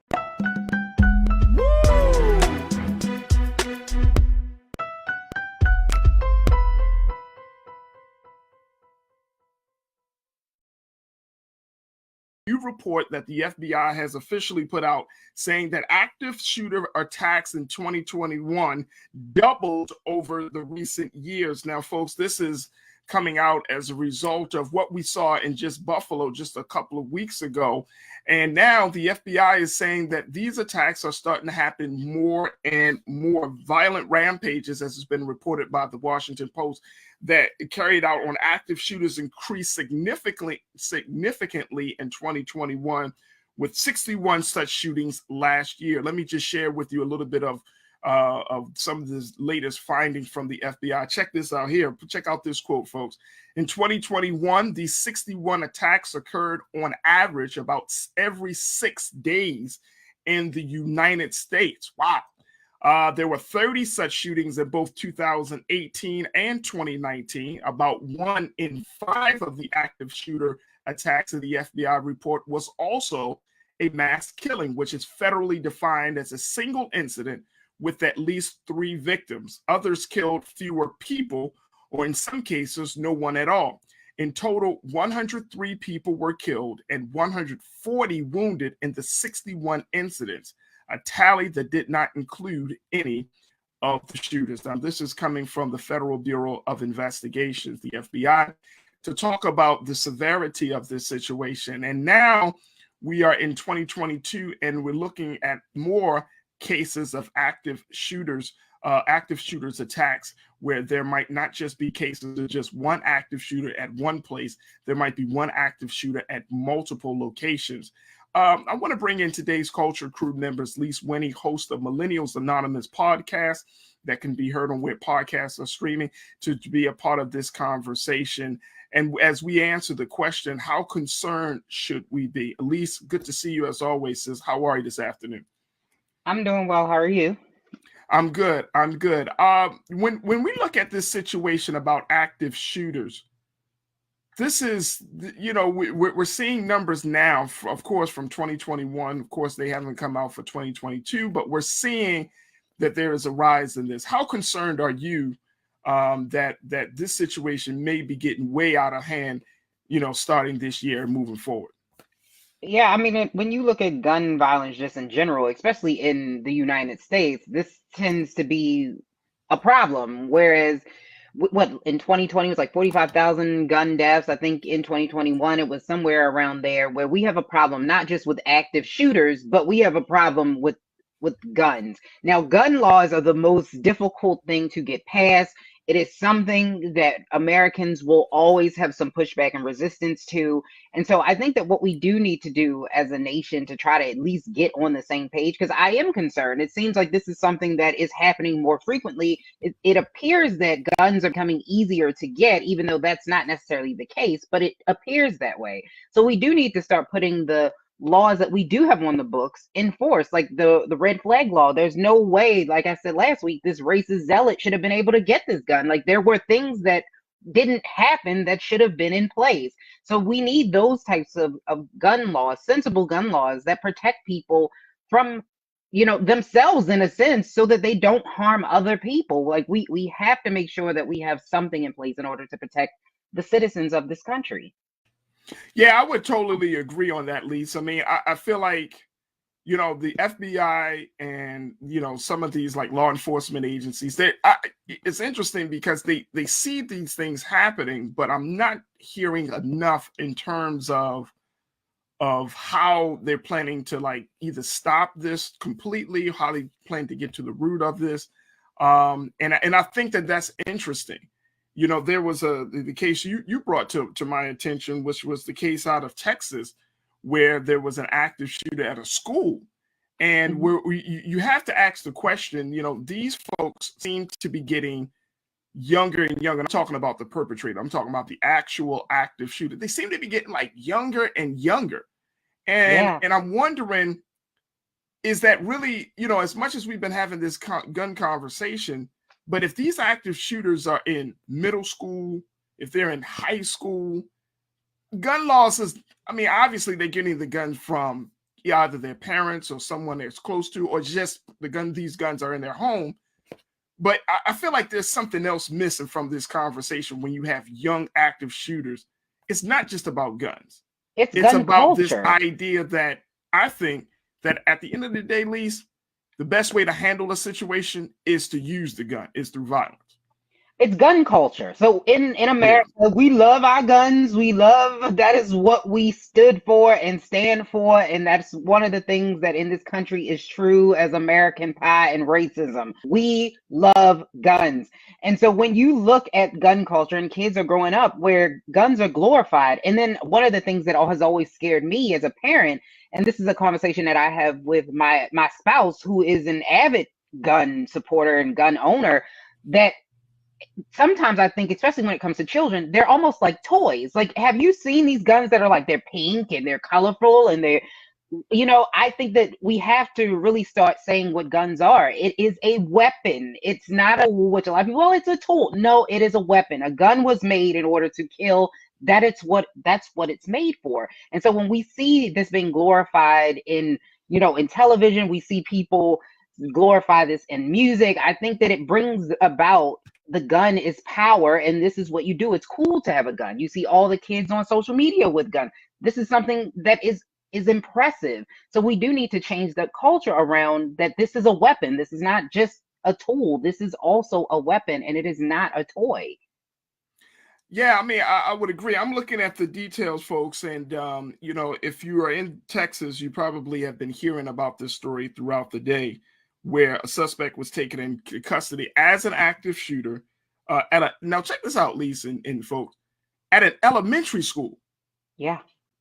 At an elementary school in Uvalde, Texas. And according to what police has already put out, that suspect is in custody. The school district, Uvalde Consolidated Independent School District, said that the shooter was located at Robb Elementary School and asked people to stay away from the area. Uvalde, Texas is located about 90 minutes west of San Antonio, but at an elementary school. So I don't know, and we don't know just yet whether the suspect is a student, whether they're a staff member, whether they're a parent or community member. We just don't know. But I mean, look, I grew up in the 80s. Yeah. You know what I'm saying? In the 80s, when you went to elementary school, that was like, when you just went to school in general, that was one of the safest places outside of your home and outside of like a church or a mosque or a faith institution. Like, those are the big three places that as a child you felt the safest, right? And to see that situation has devolved into this space now where, I mean, it just seems unfathomable somebody would bring a gun to an elementary school. Like, what would piss off someone so bad that they would have to bring start shooting at an elementary school? The baby. So I think there's a conversation, as much to your point about, you know, access and gun laws. There's also this conversation that we have to have in this country, and like you mentioned, the gun culture, like around mental health and how we see violence in this country. Because right now, at least, violence seems to be the only option instead of the last option. I agree, and I think that we don't understand the communication of it, and we have been programmed that violence means power. It means strength. So if you are violent, it means that you are the strong one in the situation, and that if you communicate or back down, that somehow makes you weak. So yes, that's part of it. But I think that when you look at mental health, like even under the Trump administration, there were a couple of policies of mental health that would prevent people who have mental illness from being able to access guns. That was something that was repealed, but then of course under Biden, he went and put that back in place. But we do need to strengthen those things where, because everyone who does these things does not have mental illness. So we do need to make sure that there are, like what happened in Buffalo. Of course, it hasn't necessarily come out. Not they said he had a mental illness, but it appeared this is more just racism, and he just did not like Black people more so than a mental illness, since he had plenty of time to think about what he was doing, and he did it anyway. So we do need to put things in place. There are a lot of red flag laws and things like that, and they don't always work. So we have them on the books, but we do need to strengthen them so that they actually protect the people that they're supposed to. Yeah. But again, because this is a gun issue, this is going to be an uphill battle. And when you're seeing all of these elections taking place, I don't know how, when you're looking at what the Democrats are trying to do, especially with the elevation of crime right now, how to handle this issue where you can make sure that people don't feel like you are threatening their guns and you're not overly using the police at the same time. Like, how do you manage this issue? Which honestly, I don't know. Yeah, I don't know either. I don't know. I mean, I think culturally we can have some conversations. Like if we're seeing a lot of these active shooter attacks taking place at schools, I think there's some credence to teaching and educating young people about gun violence, gun safety, and most importantly, learning how to deal with your emotions and dealing with your feelings. I mean, it's interesting. I remember growing up, and I feel like bullying has always been a part of the school culture in some way, shape, or form. I was bullied, and I know people are bullied, but it never occurred to me that, that in order to get my bully back, I wanted to shoot and kill him.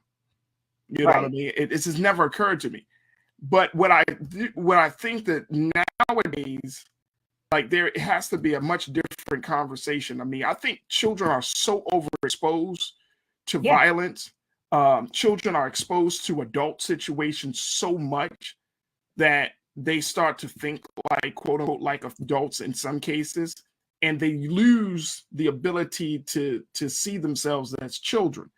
And I may be completely wrong, Lise, but I just find it to be very disturbing when children take on the burden of making adult decisions and trying to deal with a situation. Agree, but I think it also, not even just normalizing it on television, but even us as society. I mean, we do have to prepare our children for something like this to happen, but they have active shooter drills. This is something that they do every single year, and it's almost like it's expected. It's normal, and we normalize it in the way where it's like, no, this is not normal, and this shouldn't happen. You said you grew up in the 80s. I grew up in the 90s. I'm a 90s kid. I'm so sorry to hear that, Lise. I'm an 80s baby, but a 90s kid. But I grew up in the generation of Columbine. So to me and the people that are my age, we've been dealing with stuff like this for a while. And so it almost seems like, oh, this is something that is bound to happen at some point. So we do need to get to the root of the cause. And I think you brought up a good point that mental illness or mental health is a key portion of that, and that we shouldn't be trying to eliminate and neutralize the problem of a person that we have. And that's the first thing that we go to. So you're absolutely right. In America, we do need to sit down and have a serious heart-to-heart with us. Why do we all need a gun? Let's start there. Ask that. You know what? I think that's one of those questions. You said your husband is a gun enthusiast, a gun advocate.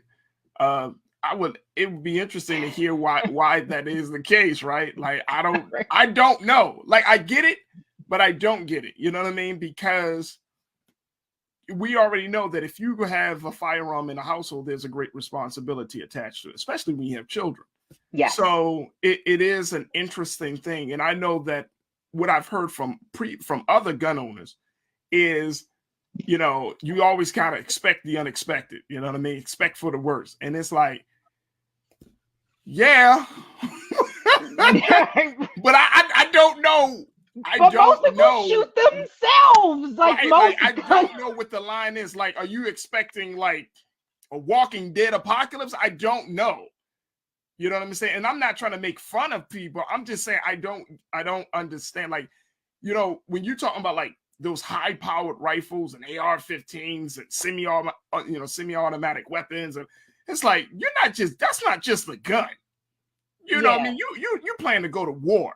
You know what I mean? So I'm like, I don't know. Let me go to some of my comments because folks are checking in, and folks should continue to post your comments on our Facebook and on our YouTube page. Let me kick it off with Christopher Perkins. Christopher, you said, Faraji, these white supremacists have sleeper cells all over the USA. You're right. You know, my idea, Christopher, is to crack down. You know, you go to these governors on these states and you tell them to start cracking down on these white supremacist spaces. I don't think they will do it, but the fact is, if you want to show people that you're serious about shutting down some of the operations of these organizations. But yeah, I'm not doubting that, Christopher. Mike V. Mike said, but an active shooter is not the same as a terrorist attack. What happened in Buffalo was clear and concise. Well, it depends. At least you can jump in any time. I think it can be a terrorist situation like what we see in here in Texas. That's a terrorist style because you are imposing upon the safety of innocent people. Like if you're wanting to making a statement, it's hard to figure out like, oh, okay, no, that's not a terrorist attack. That's an active shooter attack. Right. You know, I think they both contain elements of terror. I mean, who's going to shoot up an elementary school with children? That's terrifying. It truly is, but the difference really between the two is like the basis of it and why you're doing it. So I would say this. With the active shooter, the reason why we were talking about in the school in Texas, and at the time when they first announced in Buffalo that it was an active shooter, because they had a person who was actively shooting. So they didn't know whether or not this was a terrorist attack yet because they didn't know the motive and they hadn't released that to us of who exactly, how many people it was. It was an internal thing. We didn't know what it was. So when they're using active shooter, most of the time when there's someone who's actively shooting, they start with that, and then it will go to, okay, this was a terrorist attack, or it will evolve. So right now, when we're talking about the active shooter in the school, again, we don't know. I think now it has subsided. You said they got him, right? Because I know this was happening. Yeah, this is the suspect in custody. Okay, so now it's not an active shooter situation. No, so it's not an active shooter situation. But yeah, I mean, so I get it. Like the definition of both active shooter versus terrorist is not dissimilar, of course, in the eyes of the government. But right, you know, I think for the sake of this conversation, they're both terrifying events. Yes, they're both terrifying events. So for the sake of this conversation, it's like I don't know. It's still a problematic. Let me go back to these comments and try to get, make sure we hear as many people as possible. I want to go to Damon, my man, Damon Blissett. Damon said, ghost guns. We had a high school student use it at a school back in March. This was a black guy, a senior. Big issue. It goes back to the whole accessibility and accountability of guns. Ghost guns, they can't be traced. They're just kind of out there. Some of them are made. I've seen those on that conversation play out. But I think, again, that goes to a situation and unfortunately, it's like Damon saying, this person is a black student. It's not a situation where we can just actively say, oh, that's a white guy. It's violence is so pervasive in this country, Elise. And to your point, violence is so pervasive in this country. The culture of violence is so strong in this country. It's literally affecting everyone. Agreed. We just talked about a couple of weeks ago in California, an Asian man, just shooting up a church.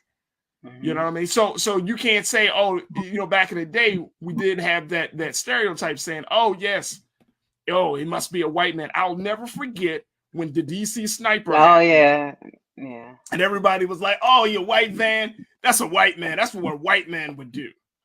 And then when we found out it was not just one black man, it was two. And then the one of them had a Muhammad as last name. I remember watching TV and it's like, oh, God, this is not good for us. You know what I'm saying? I mean, I'm serious. I was just sitting there like, John Muhammad Lee Malvo. Oh, God. Like, this is not good. This is not good. We all been there where we like, oh, no. But it's one thing to have two black guys. Another thing to have a black guy named Muhammad who was at the center of it. And you're like, and then it was just all crazy. It's like he was a part of the Nation of Islam, and you're like, okay, here we go. You know what I'm saying? It was a very interesting and very kind of like concerning period. Go ahead. Yeah, and what I will say is that when looking at that, no, we shouldn't automatically assume it. You should not do that, and you're absolutely correct, because I think the definition of what they're kind of like hazy. Yeah, is what they consider to be a mass shooting and what's not considered to be a mass shooting, depending on the organization. But the majority, it seems like in this country, like 53, like it's a weird number. I have to find the exact statistic. Like most of them just so happen to be Caucasian males. Men tend to create or do stuff like this a lot more often than women, and they tend to be Caucasian. So when we're looking at that, when you look at it in, I guess, the traditional sense, it seems like it appears to be more of them. But if we look at it in a broader sense of what is a mass shooting, is a drive-by considered a mass shooting, then it kind of changes the dynamics now, doesn't it? Right.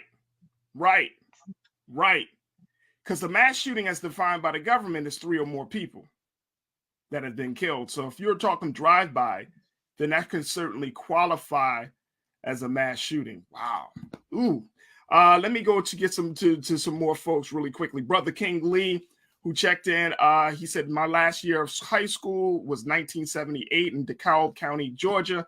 And at that school, some kids had knives, but I don't recall any stabbings. Yeah, different time. That's what we're talking about, essentially, a different time. Let's go to Mike V. Mike checked in and said, look, guns were the instruments of toxic masculinity and Anglo-Saxon hegemony of African and indigenous people. All of such can be traced back to European colonialism. Yeah, I think so. I think you're right on point for that. But that does not take away. Here's the thing, Mike. You and I both know it, brother. That does not take away from the fact that we, as Black people, have now kind of inherited that same mindset, right? And it's hard, Lise. I don't know if we can even have the conversation, like you just mentioned, drive-by shootings. I don't know how to have those conversations about mass shootings in the Black community, right? Because no, we don't traditionally see Black children or a Black active shooter going to a place to start shooting up the place. But we do hear about drive-bys. We do hear about shootings throughout the Black community. We know that Black on Black violence is a very real, is a very serious situation. So we do hear about that. So I don't know if the conversation around mass shootings, active shooters and terroristic shootings, I don't know how they should be had in our community. That's a great question, because when this all kind of started to unfold, I did start to see that narrative being played out where a lot of Black people were upset that they were saying stuff like, people were coming out and say, well, this is a mass shooting thing, that we have a problem, and they were throwing drive-by shootings and things like that in the mix. And they were saying that it sounded like they didn't want it to just be a white guy thing. Because again, white men do this majority of the time. When you look at what has happened over the statistics of history, they tend to be white males. So I know a lot of African Americans or Black people, we were a little bit like, okay, wait, don't throw us all in there. But to defend a drive-by shooting is insane a little bit. So yeah. I mean, I'm not going to say that that's not considered a mass shooting, because it still causes the same level damage to somebody's family and and household and all the innocent people that are shot. So I think that we do need to sit down and have that conversation in our community. But I think you're right. I don't know if we're ready to openly have that type of conversation, or I don't think we're ready to have that yet. I don't know. I don't know. I mean, I want us to have that conversation. We need to have conversations about gun violence in the Black community, right? Excuse me. But we also, we need to have it in a sense that if this continues to happen, and we can't have this conversation right now just for the sake of time, right? If we continue to see Black people shooting and killing other Black people in mass, the way we've been seeing it in cities across this country, like Baltimore and in other places, then how do you think the government will start to prosecute these cases? Right. So little Donnell, 16, 17 years old, he goes by and he starts shooting 3 or 4 people. The government or some lawyers might say, well, you know what? Because of the pain that we have been experiencing in the Black community, we might be like, something has to be done. So we're telling our local attorney, state's attorney, hey, y'all need to do something. Y'all need to do something. And then the government responds with, okay, we'll do something.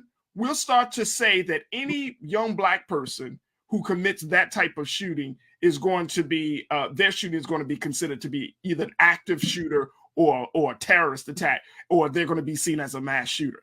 Now the ball is dropped where Lil Donnell, he's not getting juvenile years.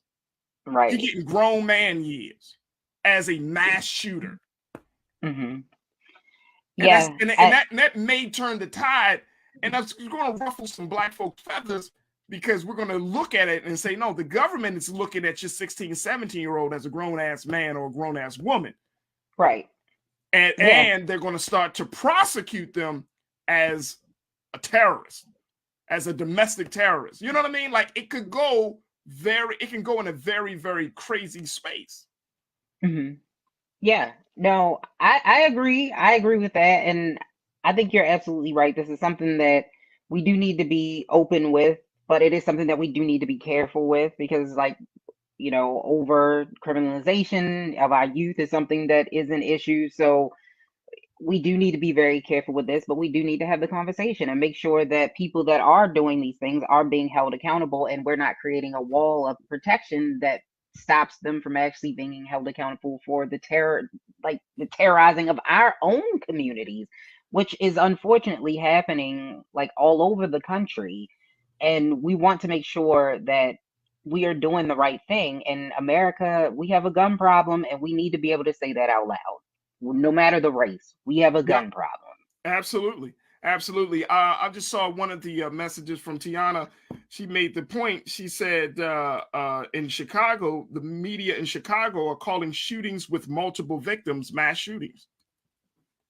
Now, I'm sure that when they're reporting that, while they're reporting about Black people, Black communities, but it might be seen, and this is the I think the very thin line, Lise, that we as a community, as a people, will have to figure out. The very thin line is, if we're pushing for the government to intervene, if we're pushing for law enforcement to intervene in stopping the violence, instead of us getting out to save our children, our daughters and sons, and our nieces and nephews and grandchildren, and the government comes in, then the government has the power to take their efforts, redefine it, recategorize it, and make it say, you know what, you're a domestic terrorist, you're a mass shooter. Just like we're seeing now with a whole bunch of hip-hop artists, you know what, under the RICO law, guess what? You're operating a gang. Therefore, we're going to give you Fed time. Yeah. Yep. You're a part of this set. Fed time. Yeah. You know what I'm saying? Your career is over. That's and we might be like, no, don't do that. But that's what happens when you don't handle your problems in house, and you run to the government, you run to law enforcement to try to deal with the situation. if we don't deal with it, and we don't deal with it very, very quickly, I can see it going into a space. Now, that's just me. That's just little Faraji Muhammad, just kind of seeing how things go if we don't deal with it, because enough is going to be enough. Right. I think so many of us are so frustrated with living in, violent communities and feeling like our own children and our own people are terrorizing. I'm talking about the older folks. I think a lot of older folks are at their wits' end and saying, look, whatever you got to do with these young people, you do with these young people. But you might be serving them young people up on a silver platter to a system that's not going to treat them like young people. Yeah, and it's unfortunate the choice that we have to make, but whose lives are better or worth more than the next? And that's something that we also have to keep in mind, that if these individuals in your community are going to stop you from being able to have the pursuit of happiness, where is the line between that? So that's just something that we do have to keep in mind. And it's not an easy decision or choice to make or to fix, if I'm being totally honest. We can talk about it, but it's not an easy choice. Absolutely.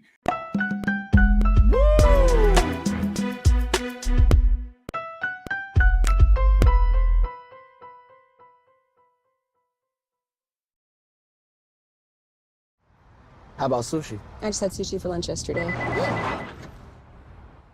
How about tacos? Automatic emergency braking, one of 6 advanced safety features standard on every 2022 Chevy Equinox. Find new technology. Find new roads. Chevrolet. We're all impacted by the culture, whether we know it or not. From politics to music and entertainment, it's a huge part of our lives, and we're going to talk about it every day right here on The Culture with me, Faraji Muhammad, only on the Black Star Network.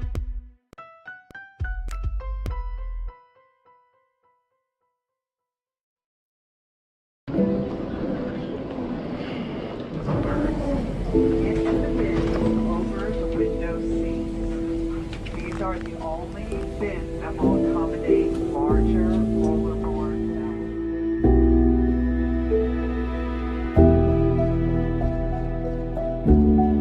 They put 10 in here? 10, and you don't come out till you die. And you eat him, you hoop him. Oh my God. So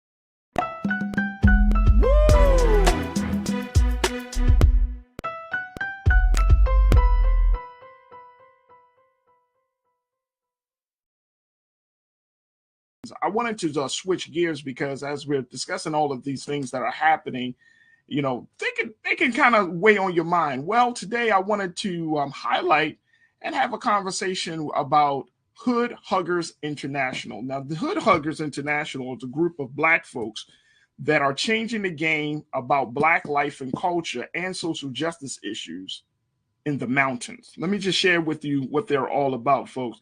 Keenan, if we could post that quote. Here's what they're about. Hood Huggers is a partner organization of Asheville Creative Arts. That's Asheville, North Carolina.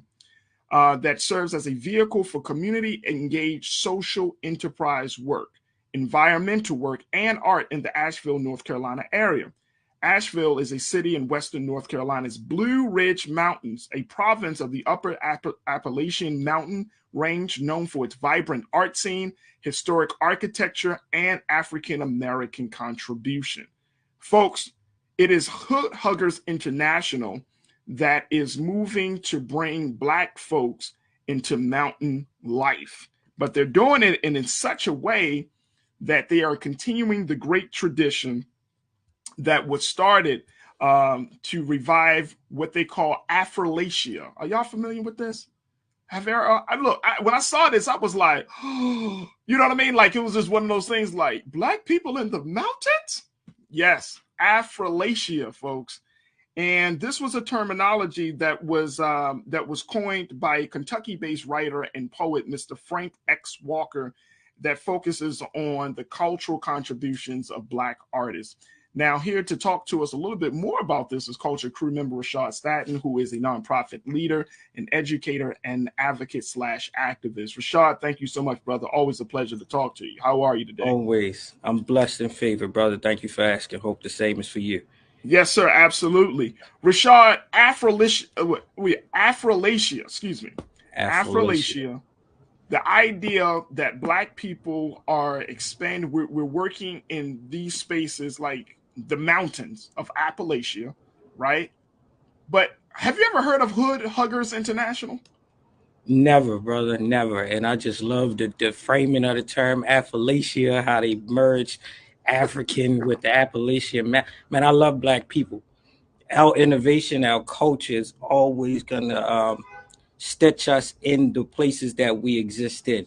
Like, I didn't even know, out of my own pure ignorance, that Black folks lived in the Appalachian Mountains, but I'm not surprised either in the fact that they have created a community, have created an international network and organization to support themselves and to keep their culture enriched and thriving, man. It just says a lot about who we are in our natural state of being and us taking pride in our heritage, our culture, and our representation. So for me, Rashad, the reason that I wanted to just, talk a little bit about this is because my hope is that we can start to have conversations about how to expand our work, right? We have been conditioned to believe that once it comes to outside of the urban centers, that we are not needed anymore. That push, that social justice push, is not needed anymore. And one of the things that about Hood Huggers International is they're saying, no, we do need a space because we have environmental issues, we have social justice issues, especially in some of these smaller rural towns where Black people are congregating. Now Black people are small. We're moving out of the big cities like New York, Chicago, Dallas. I mean, in some cases, like some of us are saying, you know what, I need a simpler life. I need to move to the mountains. Mm-hmm. But once you make that move to the mountains, then you got to deal with a whole new set of issues that stems from white supremacy and racism and environmental challenges. So I wanted to at least bring this to the forefront of people's minds that, to see Black folks in this new space is something both very empowering and very promising. Yeah, I agree, man. And I'm looking at the comment that we got from one of the viewers here that talks about we always existed in the mountains, and the fact that those are tapping into our ancestry and our even Indian ancestry and how we were always interconnected, and how I speak of I'm deaf into history, and I spoke of Nat Turner after the rebellion seeking refuge in the Indian territories and not knowing how to differentiate us from those Aboriginal and Indian persons, right? And it just speaks to us always existing. And like you said, us knowing our land, us knowing our people, and us knowing our community, that we are not singular in fact that we only exist within these urban populace, but we exist in other rural communities as well. And what we see in these rural communities is a stronghold on community togetherness, in a space where it's not just dealing with the social issues that show up in our disheartenment of how we interact with humanity, but how we interact with nature, right? And Absolutely. These folks understanding environmental consciousness and understanding how to sustain themselves using the nature around them just shows us, if we tap into our original state of being, that we can always thrive and we can always use our nature to make sure that we are sustainable and that we can live a fruitful livelihood. So I think a lot of what we might be seeing from Hood Huggers can easily translate back into urban communities, as some of their programming around education, arts, around history, and around expression. We see this in very smaller subsidies in our urban populations, but how do we take this unique approach of this smaller community that have found a way to create international footprints. I think that's something that can allow us to scale out with the minimalist distractions that they may get versus those that are already residing in urban populations. Because, like you just said, we are watching another migration of Black and brown folks across this country, going back to rural areas, going back and moving outside of just the common grids and things that we have often been perceived to think that's only where we reside at, right? We watch this differentiation of like, these de jure segregation policies that move us from the cities out into the nearby counties, but we're also now populating these rural areas, and we're going back down south rather than these northern, upper northern southern states like Maryland is, but we're going further down south to get that. And we're seeing this even in the rural communities that are surrounding, you want to say Houston, Texas, or surrounding Charlotte, North Carolina, and surrounding these areas outside of the Atlanta that we all seek pride in. But we see these others existing in these communities too. And I'm just willing and curious of what we can learn from them that we can sustain ourselves in these urban populations. Absolutely. I want to bring some comments in, folks. Post your comments. Let's get to them. Shalinda said Black folks were already in the mountains. So let's post Shalinda's comment real quick and get her thoughts on this. And folks, y'all keep it coming. Black folks were already in the mountains. Truth be told, the Indians that hid in the mountains were my Black ancestors. Absolutely. Absolutely. I love that. I love that. Lana checked in and said, look, I'm from a small town. I think this is Arkansas. Am I not in AR? That's Arkansas, correct? If I'm not mistaken. Is that Arkansas? I believe that is. Y'all gotta forgive me. I know, letters and stuff of, initials for the states. I'm gonna say Arkansas because she said the Midwest. I've been in the Midwest since college. I just bought 6 acres and trying to buy 7 more. I want to go home. The air smells different. Trust me. Lana said, yep, that is Arkansas. All right, Lana, thank you so much. No, you know what? Lana, let me tell you something. You know it and I know it. You understand the power and the value of land. So if you got 6 acres, that you got a nice piece of land there, right there. And then you're trying to buy 7 more? Come on, sis. You're going to have to grow some food. All power to you. She's going to have to grow some food for us. Lana, you're going to have to grow some food. She want to go home. The air smells different. Trust me. And you know what, Rashad, it's interesting because like our generation, well, you're younger than me, but I think we're still like, I'm on the tail end of the generation. But the fact is, like our generation, those your age, a little bit older and leading up to my age, we don't know about this part of our culture, about being a part of the land, about living in the mountains, about that. I mean, I think there's a segment of young people of the next generation who are into that. But we've been so urbanized, and I don't even know if that's a word. Is that a word? I don't know, but you can get coined for it. Everything. Get coined for it. The idea of us going out, living off the land, tilling the land, cultivating it, going on a farm. I mean, generally those things happen when you get into your 40s. Like I'm in that space now. Like, oh, that'd be dope to kind of have a farm. You know what I mean? That'd be simplify dope to life a little bit. That I can actually eat. That would be dope. Like I would want my children to eat what's coming from the ground. You know what I mean? They don't have to worry about the processes of stuff. Like how do we get our people, especially the next generation, how do we get them to be excited about just getting back to this natural place? Yeah, I think one is it's a natural like rise of consciousness and awareness that we're starting to see, right? Yeah. And the fact that we understood that we eventually moved from this space where slavery enforced us and enslaved us to the point that we saw agriculture and sustaining and cultivating land as oppressed labor. But even as we became emancipated, we then found out clearly in our history, and if we read deeper beside what's given to us in the educational system, that we gain a sense of our own worth and value and our own dependency and autonomy.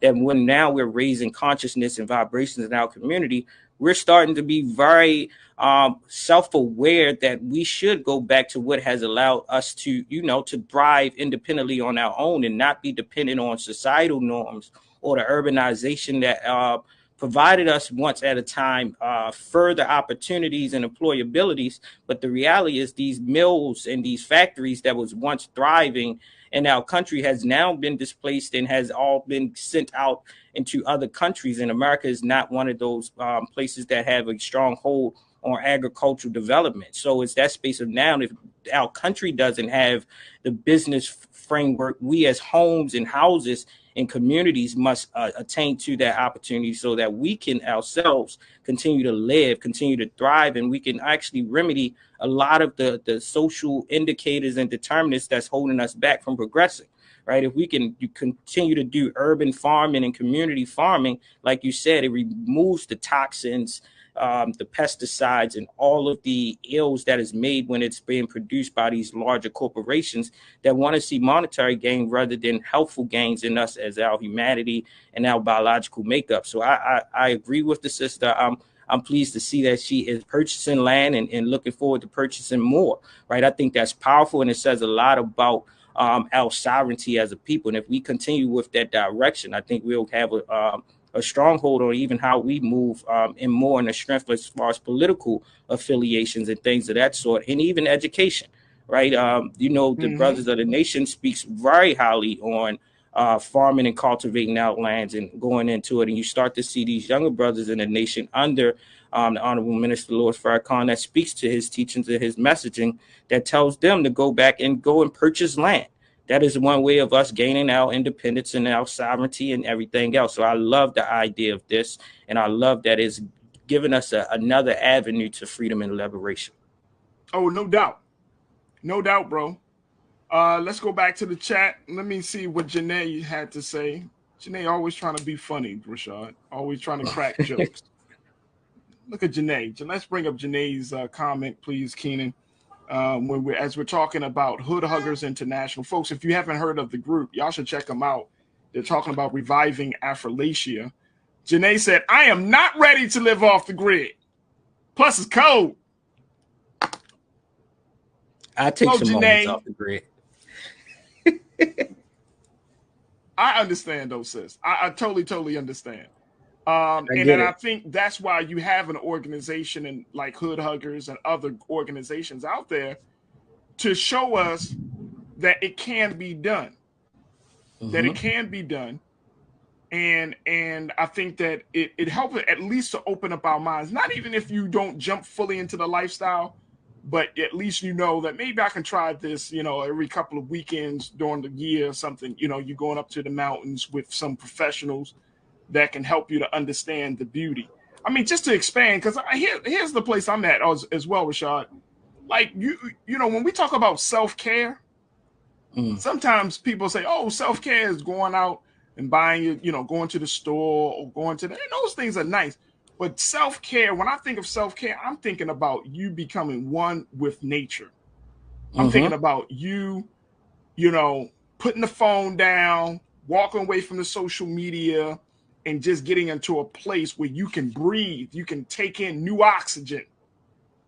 You can stand on the top of a mountain or looking over the ridge when you can see the sunset. You can, just letting your body, to Lana's point, stuff starts to smell different when you're at the top of a mountain. You can breathe and you can let the energy of the trees, the energy from the sun, the energy from nature to feed you. So, Janae, I hope you don't have to go in there when it's cold, sis. You can just go out there when it's like a nice warm day. I don't know what city you in, but I would highly encourage, all your major cities, there are places, especially like on the East Coast. And then, of course, on the West Coast, you got mountains all over the place. But take the time to do that level of self-care, not just getting like a massage or those things are nice, trust and believe, a mani and a pedi, I got you. But that self-care, being one with nature, I think would change your life. Ryan, now this is Ryan. I want to, let's take a look at Ryan's comment. I think this is absolutely excellent. Ryan said, the further you get away from cities, the more freedom you have. I want us to think about this, Rashad. The further that we get away from cities, the more freedom that we have.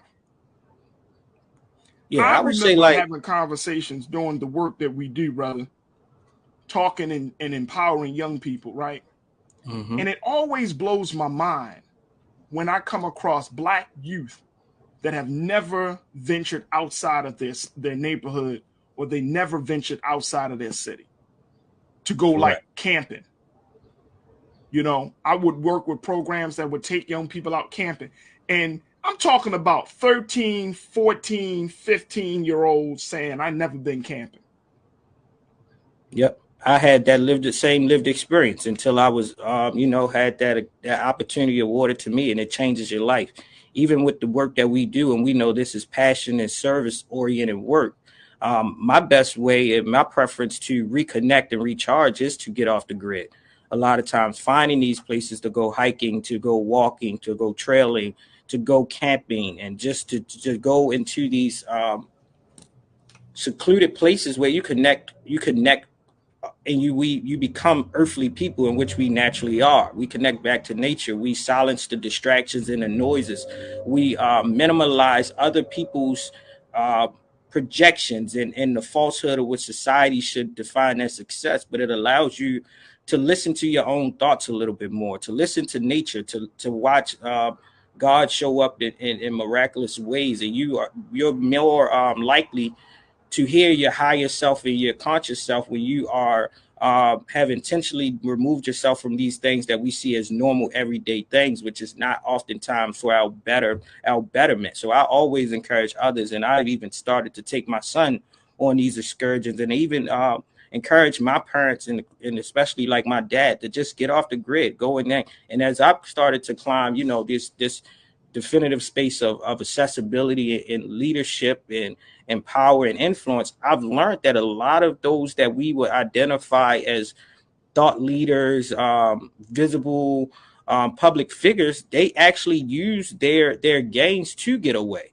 And a lot of times they do that. But the reality is when they're doing that, they're not going back to the communities that they're serving often come from to say, hey, this is my way of recharging. This is my way of rejuvenating. And we need to make that a common way of self-care. Like you said, a lot of times it doesn't have to be these things that we're often used to. Sometimes, and at the times when we go and go off grid, it is least costly. It doesn't cost much besides travel. And if you have the accessibility to travel, then you should have the accessibility to disconnect. So when you do connect back, you are back to your full and whole self. Let me so tell I you love something, this idea.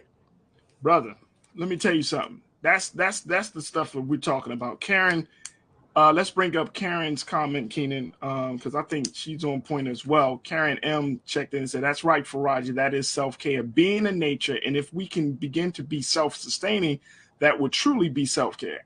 Amen, Karen. Amen.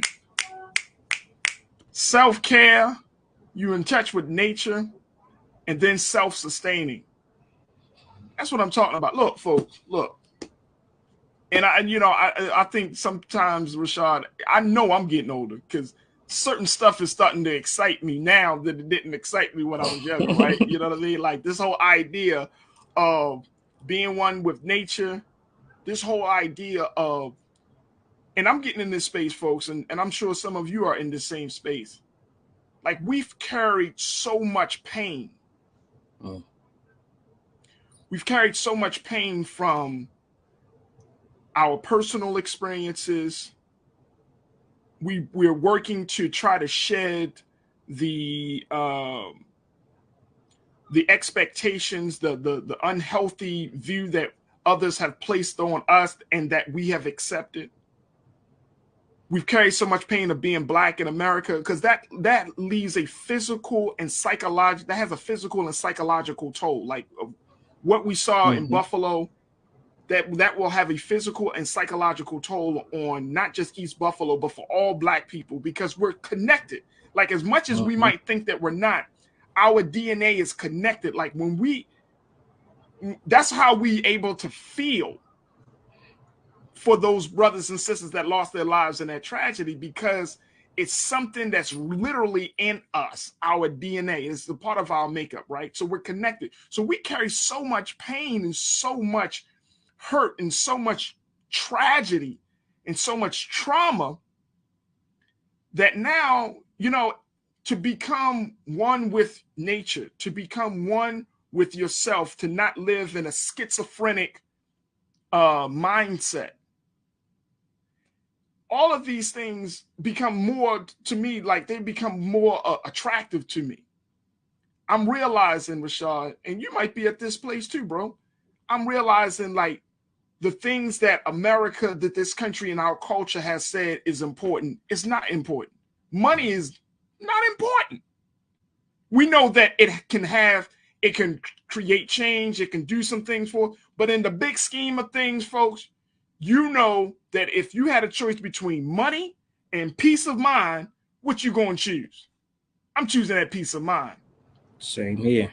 Same here. You know what I mean? Like we carry so much in our years. That's why young people looking old people looking older, depending on your lifestyle, depending on what you allow coming into your mindset, your head. What kind of information you feeding on. What are you consuming during the day? I mean, this is we're talking about a holistic, healthy living, but I'm at a place where I'm saying, look, man, I'm trying to shed all that trauma, all that pain, all that hurt. I'm trying to keep that in the past. As I get into my years, I don't want to pass that mess on to my children. I just don't want to do it, bro. Look, my wife and I, we take our children out to nature. Go ahead, run around, play in the grass. You know what I mean? Like, just enjoy, breathe.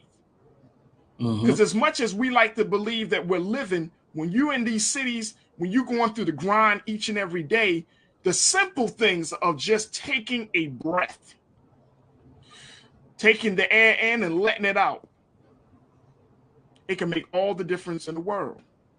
Yes, sir. So I love that point, Karen, about being self-sustaining and that's the self-sustainment, though, starts with the temple, the body. It starts with our minds. It starts with our hearts. Because at this point, man, I'm ready to just let certain things go. I'm not holding on to this. I'm not holding on to no grudges. You know what I'm saying? Too old for that shit, bro. Yeah. I'm just too old for it. You know what I mean? Holding on to some old pain. You probably got, and I'm just saying, and folks, y'all probably got family members that want to talk about stuff that happened 25 years ago. They still wrapped up in that pain. You got stuff that you want to hold on to, past trauma. Man, look, let's do ourselves a favor and learn how to process that, work through that, get back to ourselves. Because this is, when I heard about hood huggers, I was like, man, that's an outward journey of an inward quest. I like how you put that.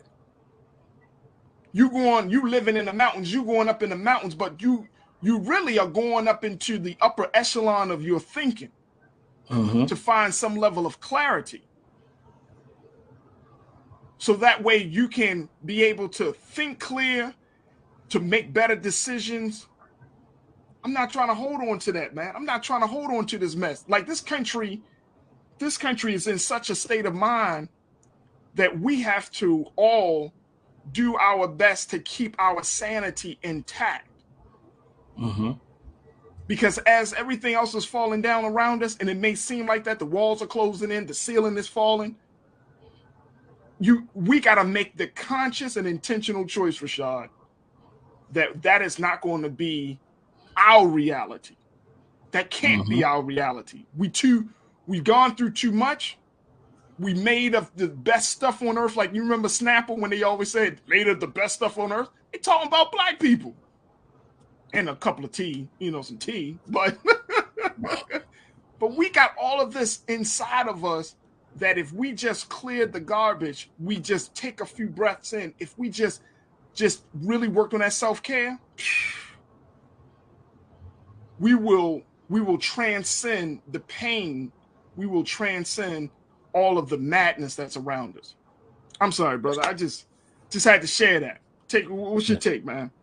No, what you gained from it was what I gained from it. I was just watching this higher level conversations just last night, and they was talking about exactly this of like what hood huggers is personifying for me and how it resonates with me is exactly what you was alluding to. This idea of holistic health, right? As it being a universal alignment to one inner self and one alignment to nature.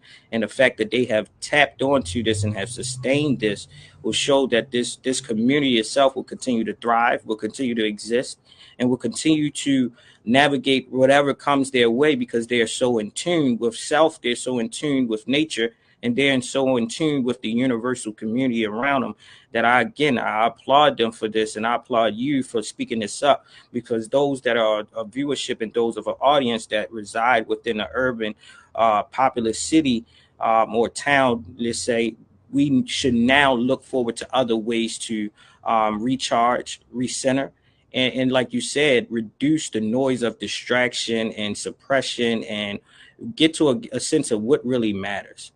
And if we take our self-care as our first priority, our community grows healthy. And I think hood huggers is on exactly that, and they should be applauded, and we should learn from each other. Oh, absolutely.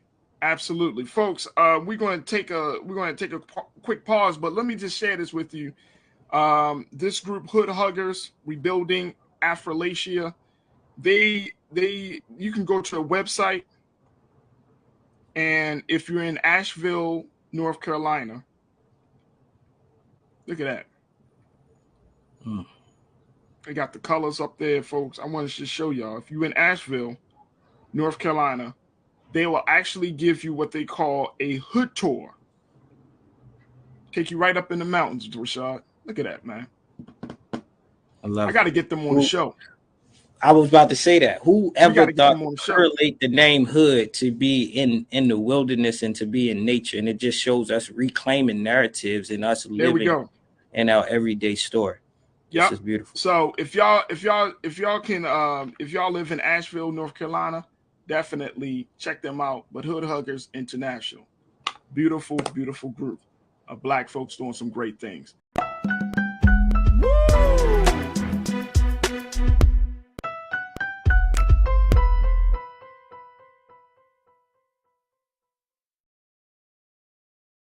iPhone 13 on us for every customer. Current, new, everyone. To show the love. How about sushi? I just had sushi for lunch yesterday. How about tacos? Automatic emergency braking, one of 6 advanced safety features standard on every 2022 Chevy Equinox. Find new technology. Find new roads. Chevrolet.